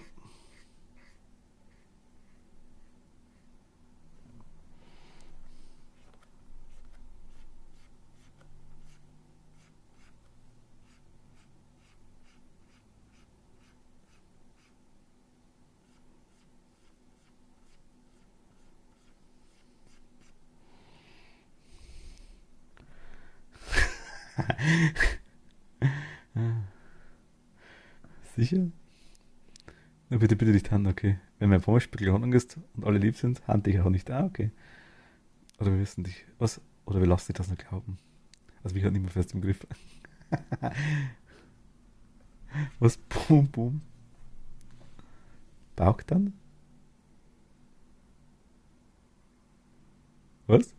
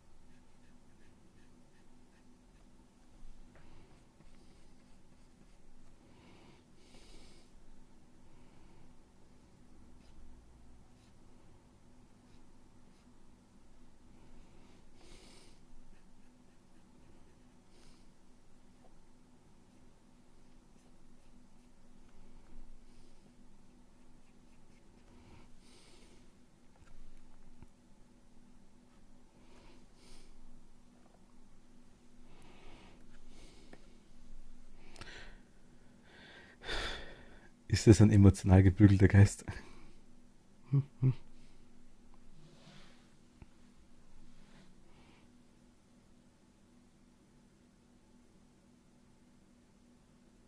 Das schaut komisch aus mit dem Auge. Das passt nicht.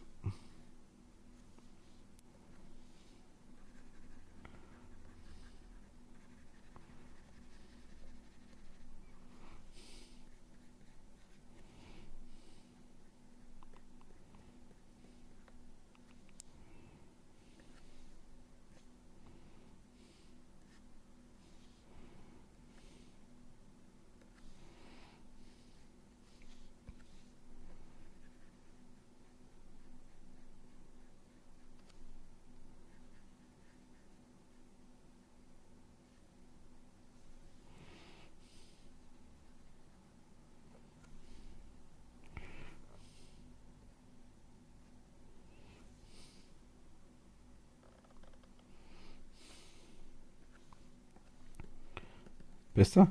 Besser.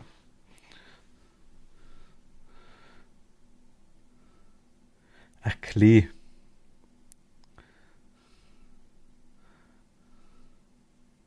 Katzen können eben sehr hinterhältig sein. Das Katzen haben ja mindestens 7 Leben.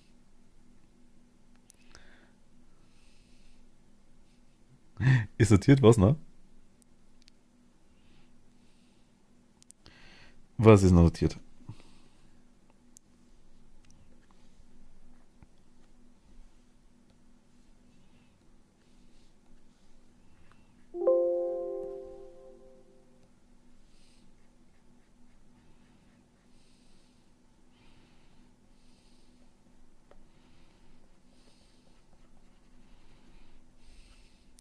Ah, dass Katzen hinterhältig sind. Ah, gut, okay, das ist, trifft nicht auf alle zu. Gerade die männlichen habe ich gehört, sind da, soll das ganz lieb sein. Seien sie werden geschubst, das ist vielleicht was anderes, ne?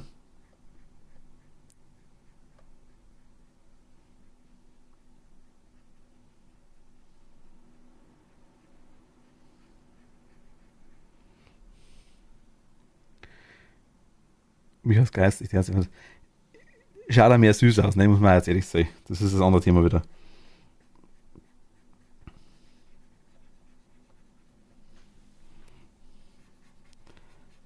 Ist aber von einem Babykätzchen wird es auch nicht weglaufen, ne?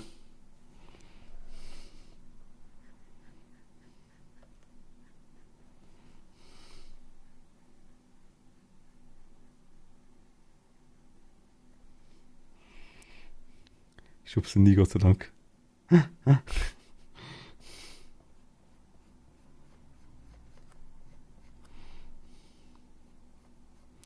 es nicht geht. Jetzt gehen würde ich, bin gespannt, wie oft dass ich schon im Geist drin gelandet wäre. Einfach so, bam, von der Seite.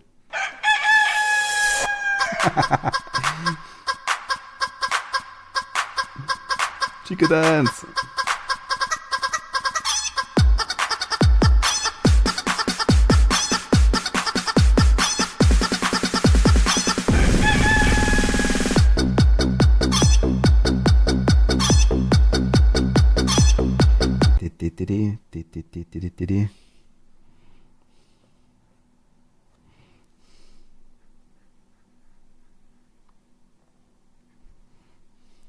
Warum ich das nachfahre, weiß ich gar nicht, weil das später sowieso wegkommt.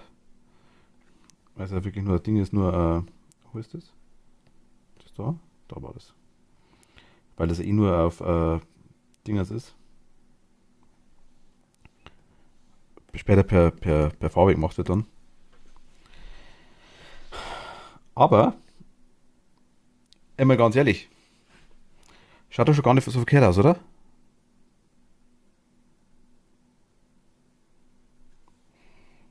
Wie gefällt es euch bis jetzt? Hatte gerade unterschwellig behauptet, ich würde in einen Geist schubsen, wenn es gehen würde. Hm. Wenn ich einen Schlüssel nehme und dann vielleicht noch ein Foto vom, Video, vom Objekt mache und vom Knochen, dann könnte schon passieren. Nexi, hi hi. Willkommen zurück. sieht ja niedlich aus. Ah, gut, okay. Also, ich bin trotzdem mit den Augen noch nicht ganz so hundertprozentig koscher, sage ich jetzt mal. Und die Pfoten gefallen mir noch nicht. Muss ich ehrlich sagen.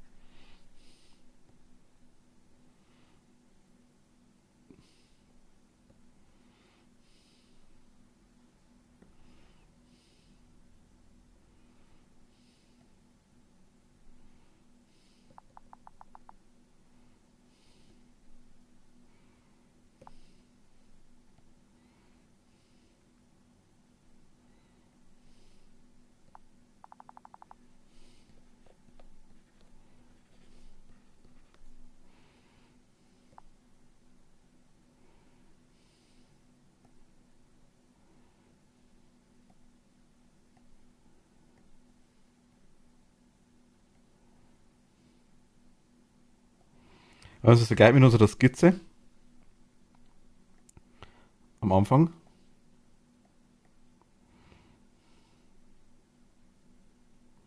Da ist die Zunge mehr platt drückt, ne?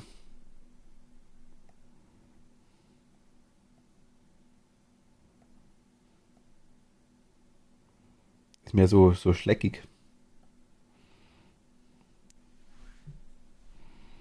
Ich glaube, da müssen wir nochmal ändern.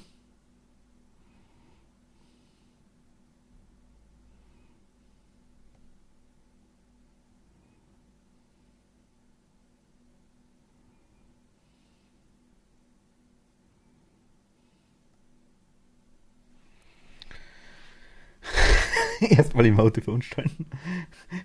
Mehr so schleckig. Erstmal neue Adjektive finden. Ja.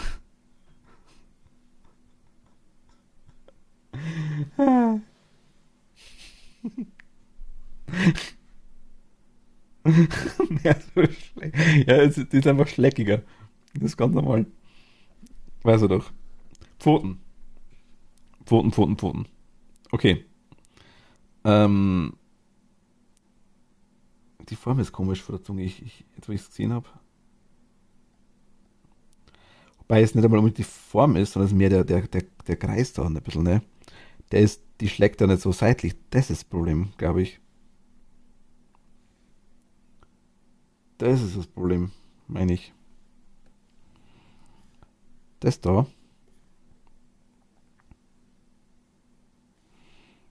Also ein bisschen der Rand dicker.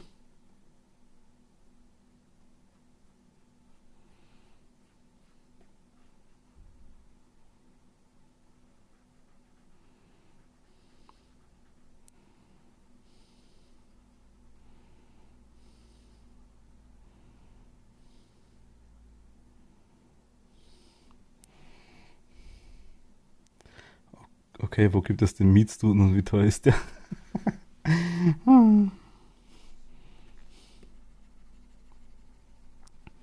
Das hier.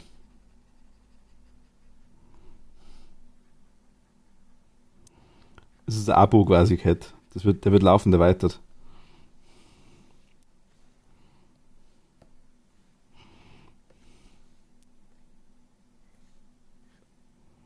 Wisst ihr, wie ich meine?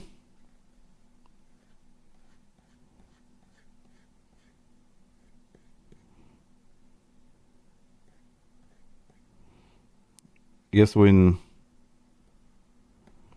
dem Bereich irgendwie, ne?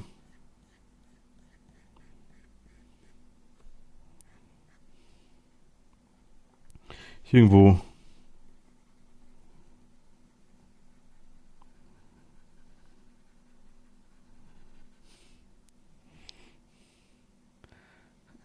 Stell den Verkaufsstand mit vielen Mietstuten auf.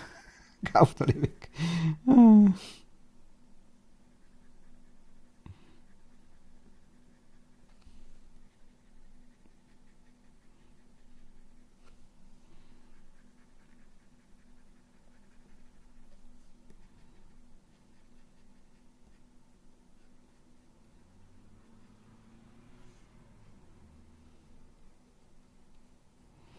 Da muss man dann wirklich spielen mit dem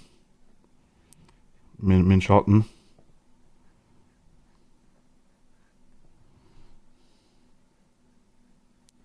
Das ist quasi der Bereich, wo die Zunge andrückt, ne? Wisst ihr, was ich meine?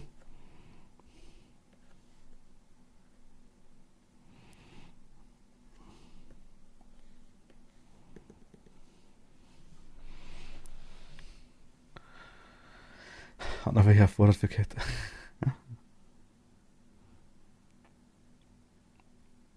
Die Augen sind, ich muss das mal schauen, wie es ausschaut später, wenn es koloriert ist, das Zeug. Ich bin komplett d'accord mit den Ohren, perfekt. Mir gefällt die Form, die Kopfform gefällt mir gut, mir gefällt die Zunge ist, ja, keiner gut, sag ich jetzt mal. Ähm, Körper, Mund ist okay, das passt alles. Die Nase gut, die Augen sind noch nicht mein Favorit, muss ich ehrlich sagen. Sie sind okay.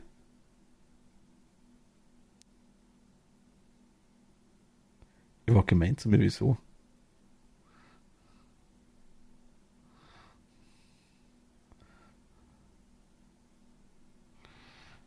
Ich hab bloß nicht so viel Platz gehabt am Stand, das ist gegangen. Die mussten auffüllen. Da warst du schon weg. Kriegst du unterschriebenes Exemplar mit Autogramm. Ähm, die Pfoten. Augen ist so ein Thema, die kann man ausblenden. Ist okay, die brauchen wir jetzt nicht unbedingt.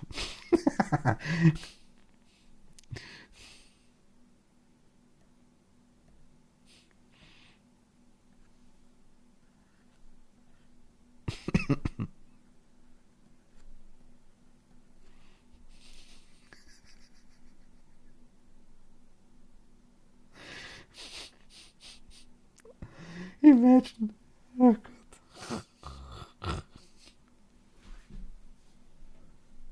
Okay, Katie, danke dir. Oh, ist schon fast. Ja gut. Brauchst schon Augen sehen, ist das für Anfänger. Ja, genau.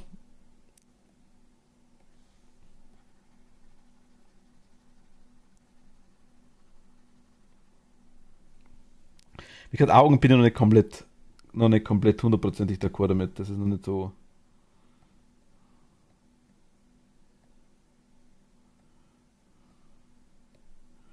Die kann ich löschen. Jo.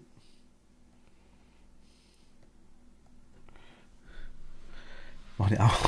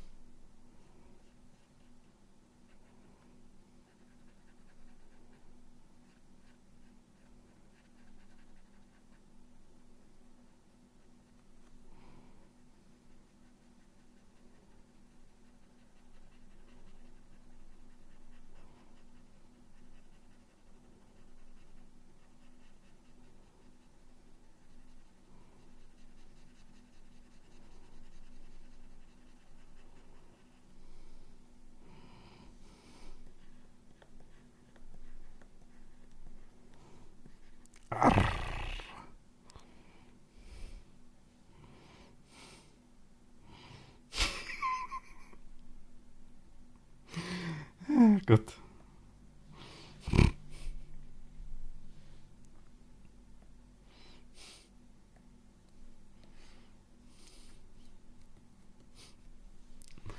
Ah, so blöd, ne? Ähm, Pfoten.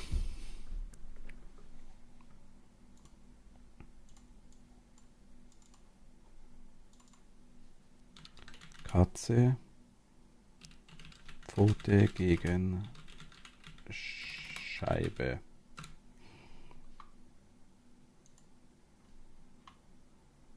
Oh mein Gott. Oh mein Gott. Ich hab.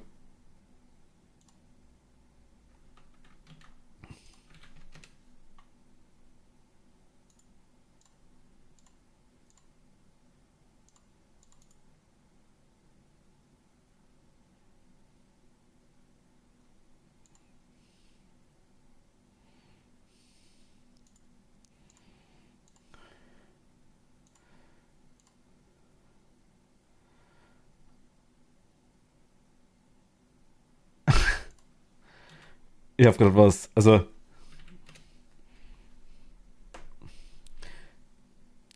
ihr wisst gleich, was ich meine.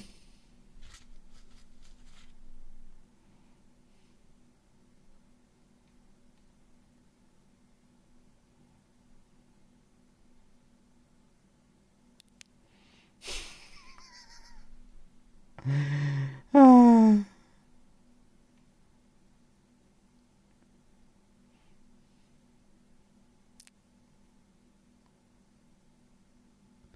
Nee, hab ich nicht gehört. Warum?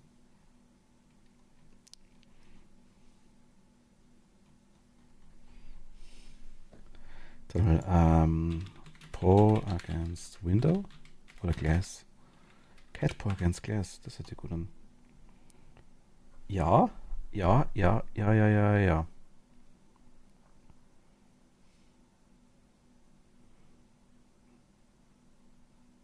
Mhm, mhm, mhm. Katzen von unten, ne? Ähm,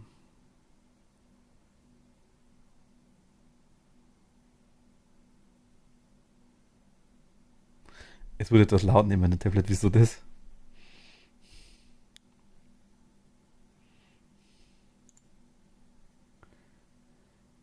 Ja, die haben ja genau die Pfoten, das ist ja mehr so ein, ich sag mal, die haben ja quasi, Katze hat ja kein so ein Ding nicht und dann quasi, das ist immer gemalt oder so, ein Ei hat eine Katze, das ist irgendwie, sag mal, eher so, ne? Im Groben. Oder direkt. Also,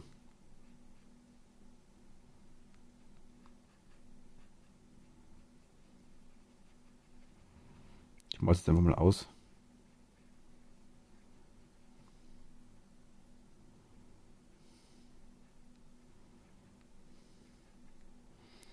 So mehr, irgendwie in die Richtung, eventuell.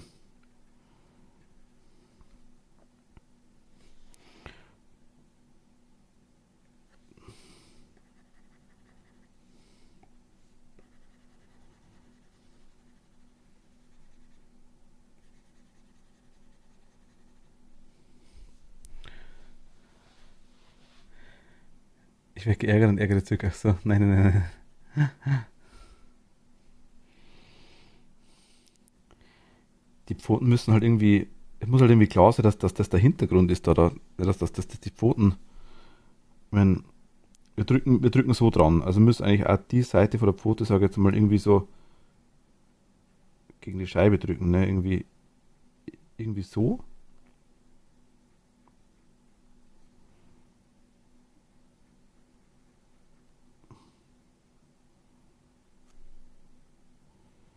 So irgendwie mehr, ne?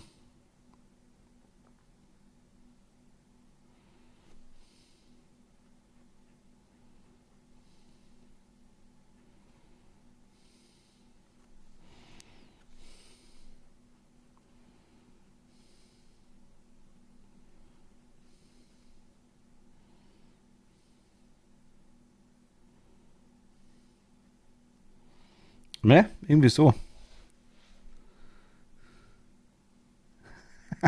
Ist sich keiner Schuld bewusst. Glaube ich, das hat Beispiel, glaube ich dir komplett.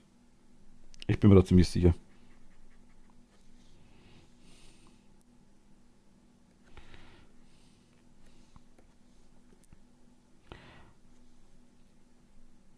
Aber die Pfote muss ein bisschen größer sein, das stimmt schon. Die eine.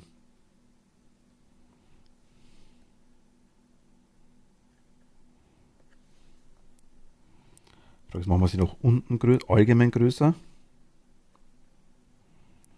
Oder machen wir sie. Ah, die ist zu klein, definitiv.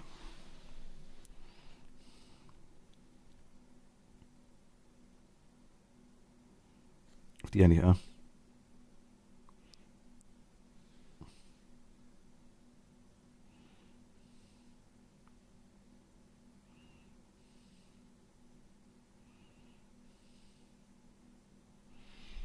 Was ist los, Haru?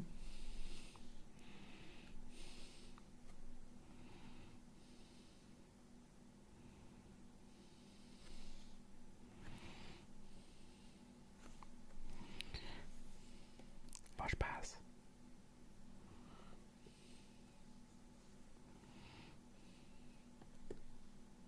Ich muss einmal zu ihm halten, ne? Das hilft doch nichts. Ab und zu einfach mal.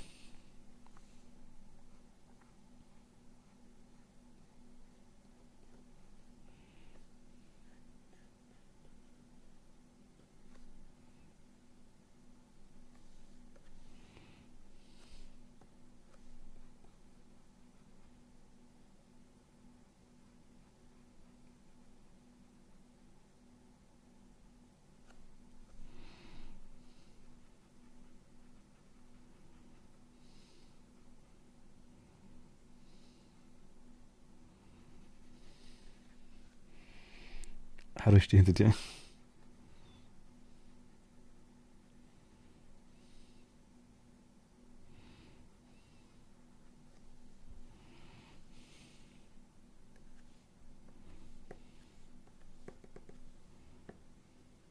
Besser?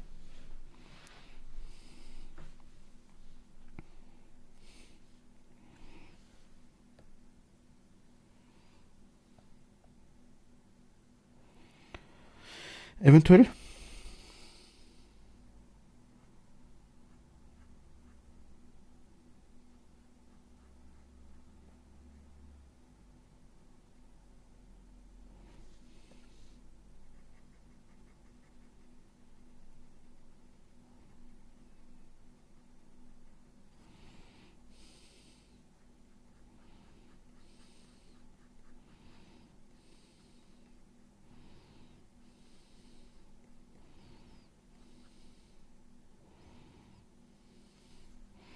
So irgendwie? Siehst du mehr nach Scheibe drücken aus? Ich meine, da muss ja dann noch irgendwas hin, also irgendwie, ich sag mal,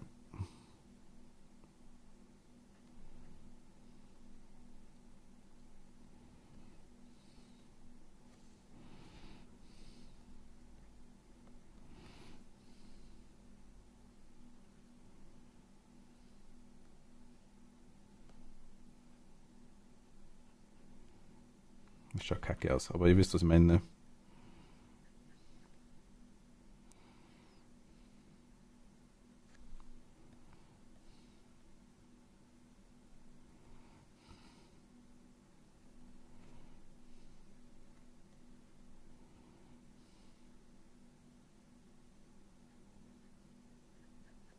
Es muss dann eh schattiert werden. Das ist nur als Ding, als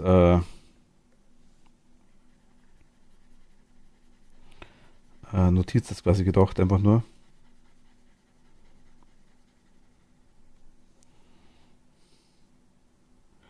Ich nenne es mal Schatten, einfach.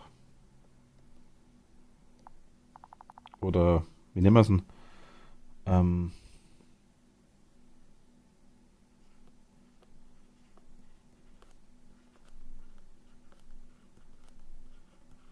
gegen Scheibe? Gegen Scheibe.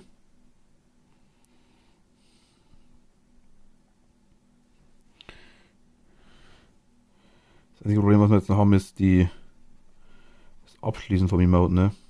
Also, jetzt warte mal. Tu mal das da weg. Machen wir da vorne irgendwo hin.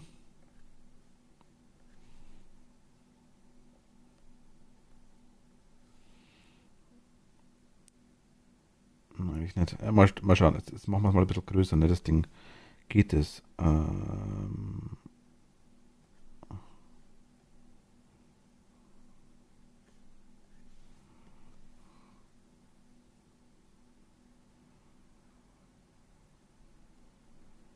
Ach shit. Natürlich müssen wir da alles markieren. Markiere ich in alle Ebenen gleichzeitig.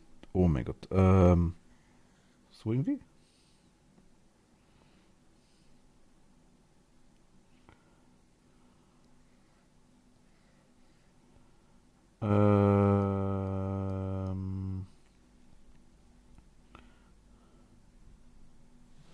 Das ganze Ding verschieben.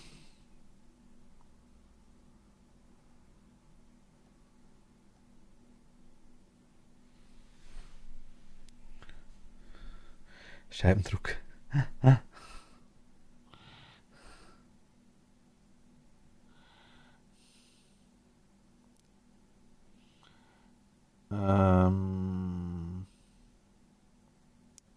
Jetzt nichts wüssten, ne?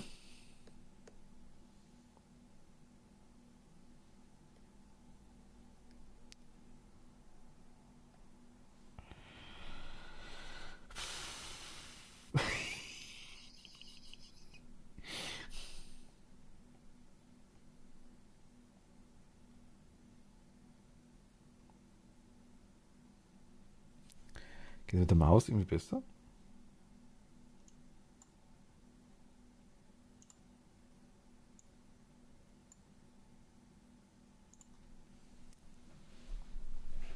Ich meine, eine Ebene nehmen und das vergrößern, das gehört jemand. Oder wie markiere ich alle Ebenen? Füllmethode für die Ebene, Füllmethode für die Ebene. Auswahl. Alle Ebenen. Ah.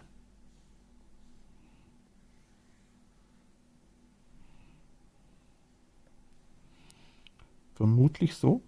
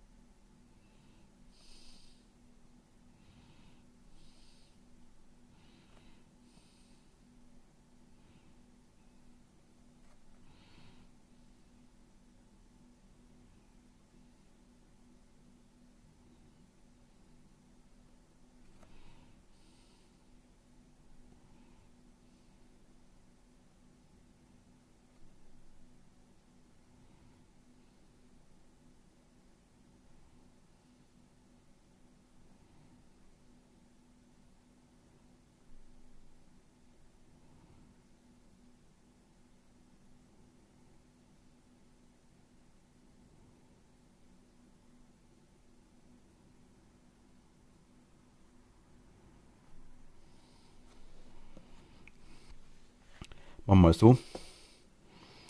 Und die Pfote muss man ändern, komplett. Die muss anders.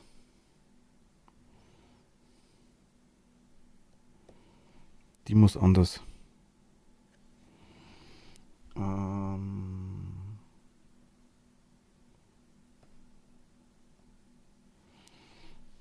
muss mehr nach, die ist mehr zurück, das passt nicht. Die muss mehr nach vorn. Wisst ihr, wie ich es meine? Wahrscheinlich schon.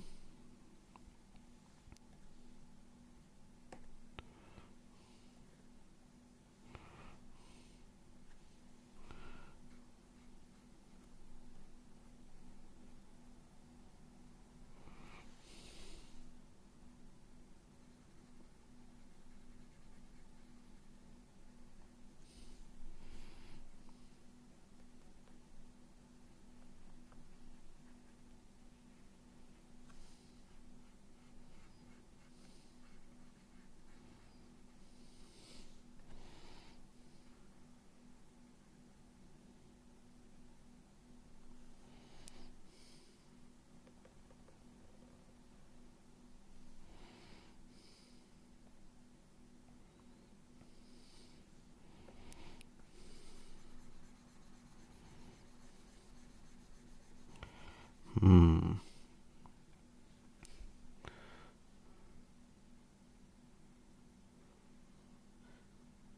Ich schau gleich, ganz gerne mit, ich schau gleich. Bin gleich soweit. Hm.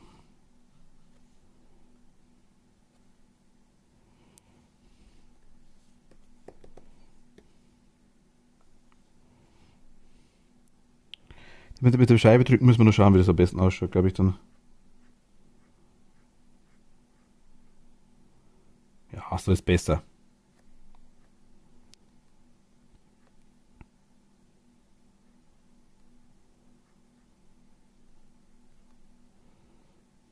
Irgendwie so. Naja, also ist besser, glaube ich.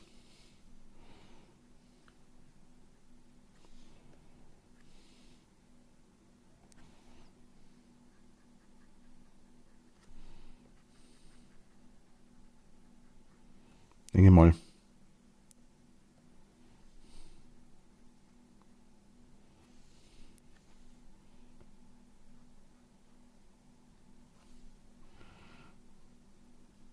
Ein bisschen dicker, wenn man hier ein bisschen runter. Der Pfote.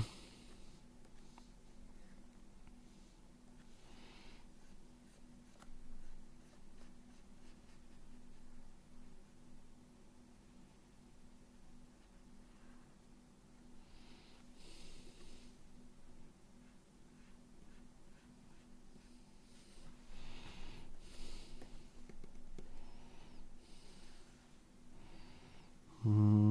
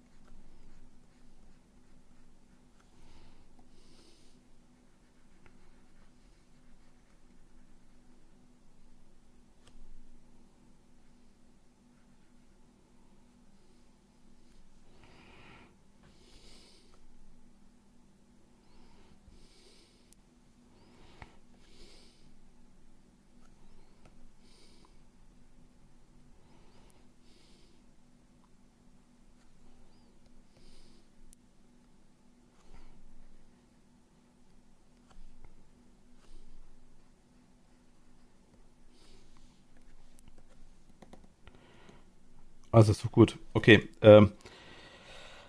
Kolorieren ist außen vor. Bitte nur ganz kurz, was euch nicht gefällt dran.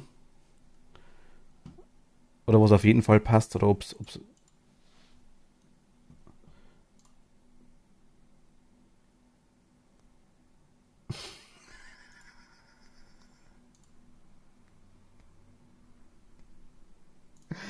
Oh mein Gott.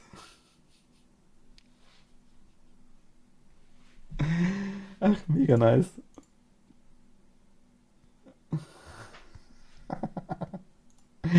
Sehr, sehr geil.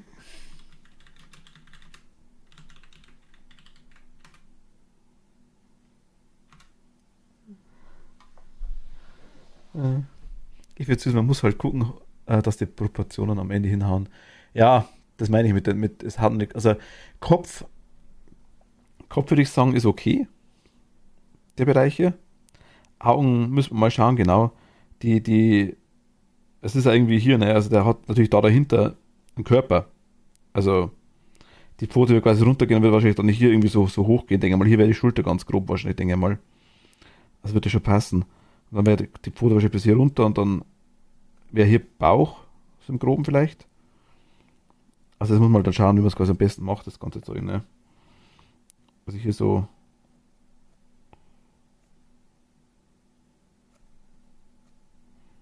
oder irgendwie so.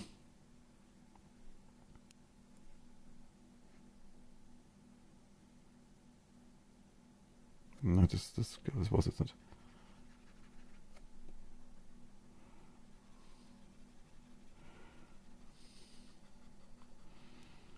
Also interessant wird es jetzt erst das Kolorieren, sage ich jetzt mal. Mit Kolorieren wird das erst nochmal ein ganz anderes Thema.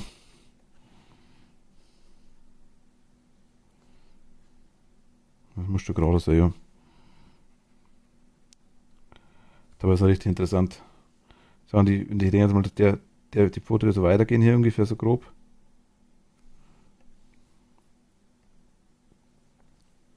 Hier quasi so, denke ich mal,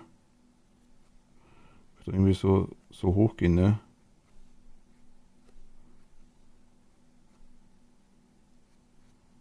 Übertrieben gesagt jetzt, ne? Die wird auch irgendwie so.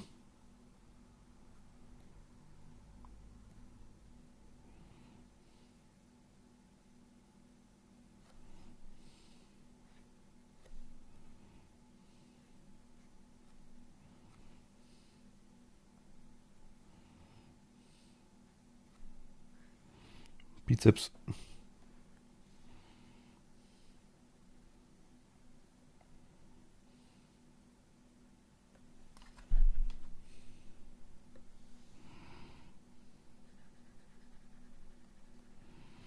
So im Groben, ne? Also, ich denke mal, die Proportionen so im Allgemeinen hauen schon hin.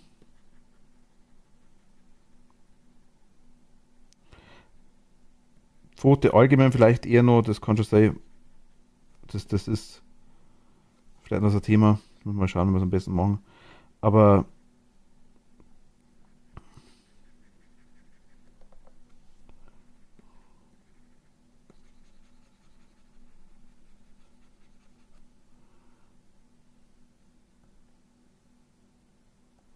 wo ist noch das? Da ist es da? Nee. Ist da? Da ist es.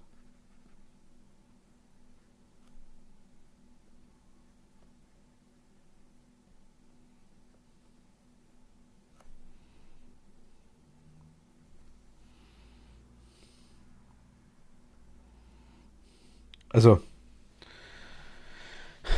es sieht jetzt so super aus. Dankeschön, vielen Dank. Wie gesagt, ist noch, muss noch. Definitiv. Also, es ist noch keine finale Sache nicht.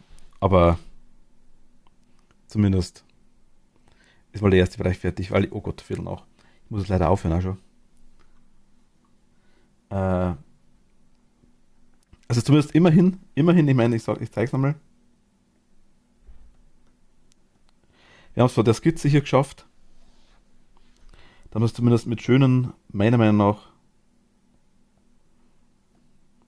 klaren Linien mal einigermaßen. Das ist ja nicht da.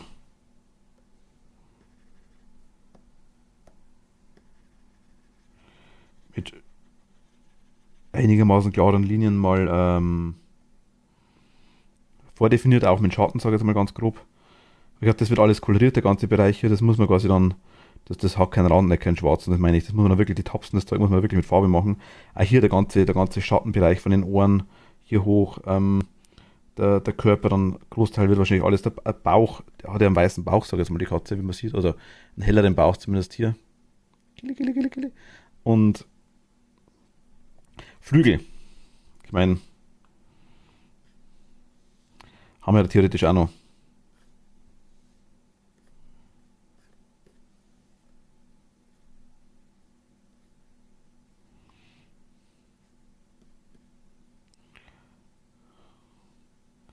Man sieht sie auf den meisten Emotes zwar nicht wirklich, aber sie sind da.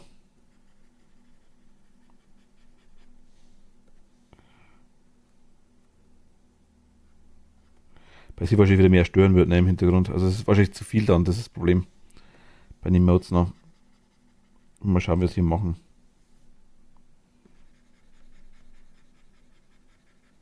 Einer Seite würde ich es auf jeden Fall irgendwie antäuschen wollen oder andeuten wollen. Und hier braucht man auch noch irgendwie so eine Art, einfach nur so einen Bauchbereich, einfach, dass man es, ne?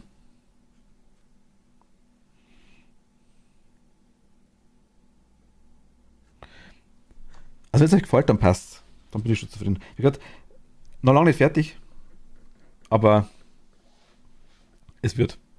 Es wird definitiv. Sind wir auf einem guten Weg, glaube ich. Ne, gut, ihr Lieben, ich muss es leider schon weg. Sind wir jetzt eh schon wieder gut. 3,5 Stunden, ne? Für 3,5 Stunden für das. Oh mein Gott. Gut, wir haben viel Scheiß machen nebenbei, das passt schon. Aber Da ist Speichern. Gespeichert haben wir sicherheitshalber. Okay. Gut, ihr Lieben, wie gesagt, ich muss jetzt leider weg. Arbeit ruft. Äh, Ich wünsche euch einen schönen Abend, ne? Vielleicht hören wir uns später noch. Müssen wir schauen. Eventuell. Aber streamen werde ich heute Abend wahrscheinlich nicht, denke ich mal. Werde ich nicht dazukommen. Äh, Wir werden uns, ich denke, später hören auf jeden Fall noch. Ja. Okay, gut. Ich sage danke fürs Zuschauen. Danke fürs Dabeisein. Danke fürs Feedback auch. Wie gesagt, Lissy, auch nicht vergessen, wie gesagt, ich werde dich bei Discord dann demnächst einmal anschreiben, zwecks dem Gruppenzeugs von Among Us etc. Also seid ihr auf jeden Fall auch dabei. Nur damit du es mal weißt. Und genau, wir hören uns. Danke euch und bis zum nächsten Mal. Ciao. Macht es gut. Schönen Abend noch und bye bye.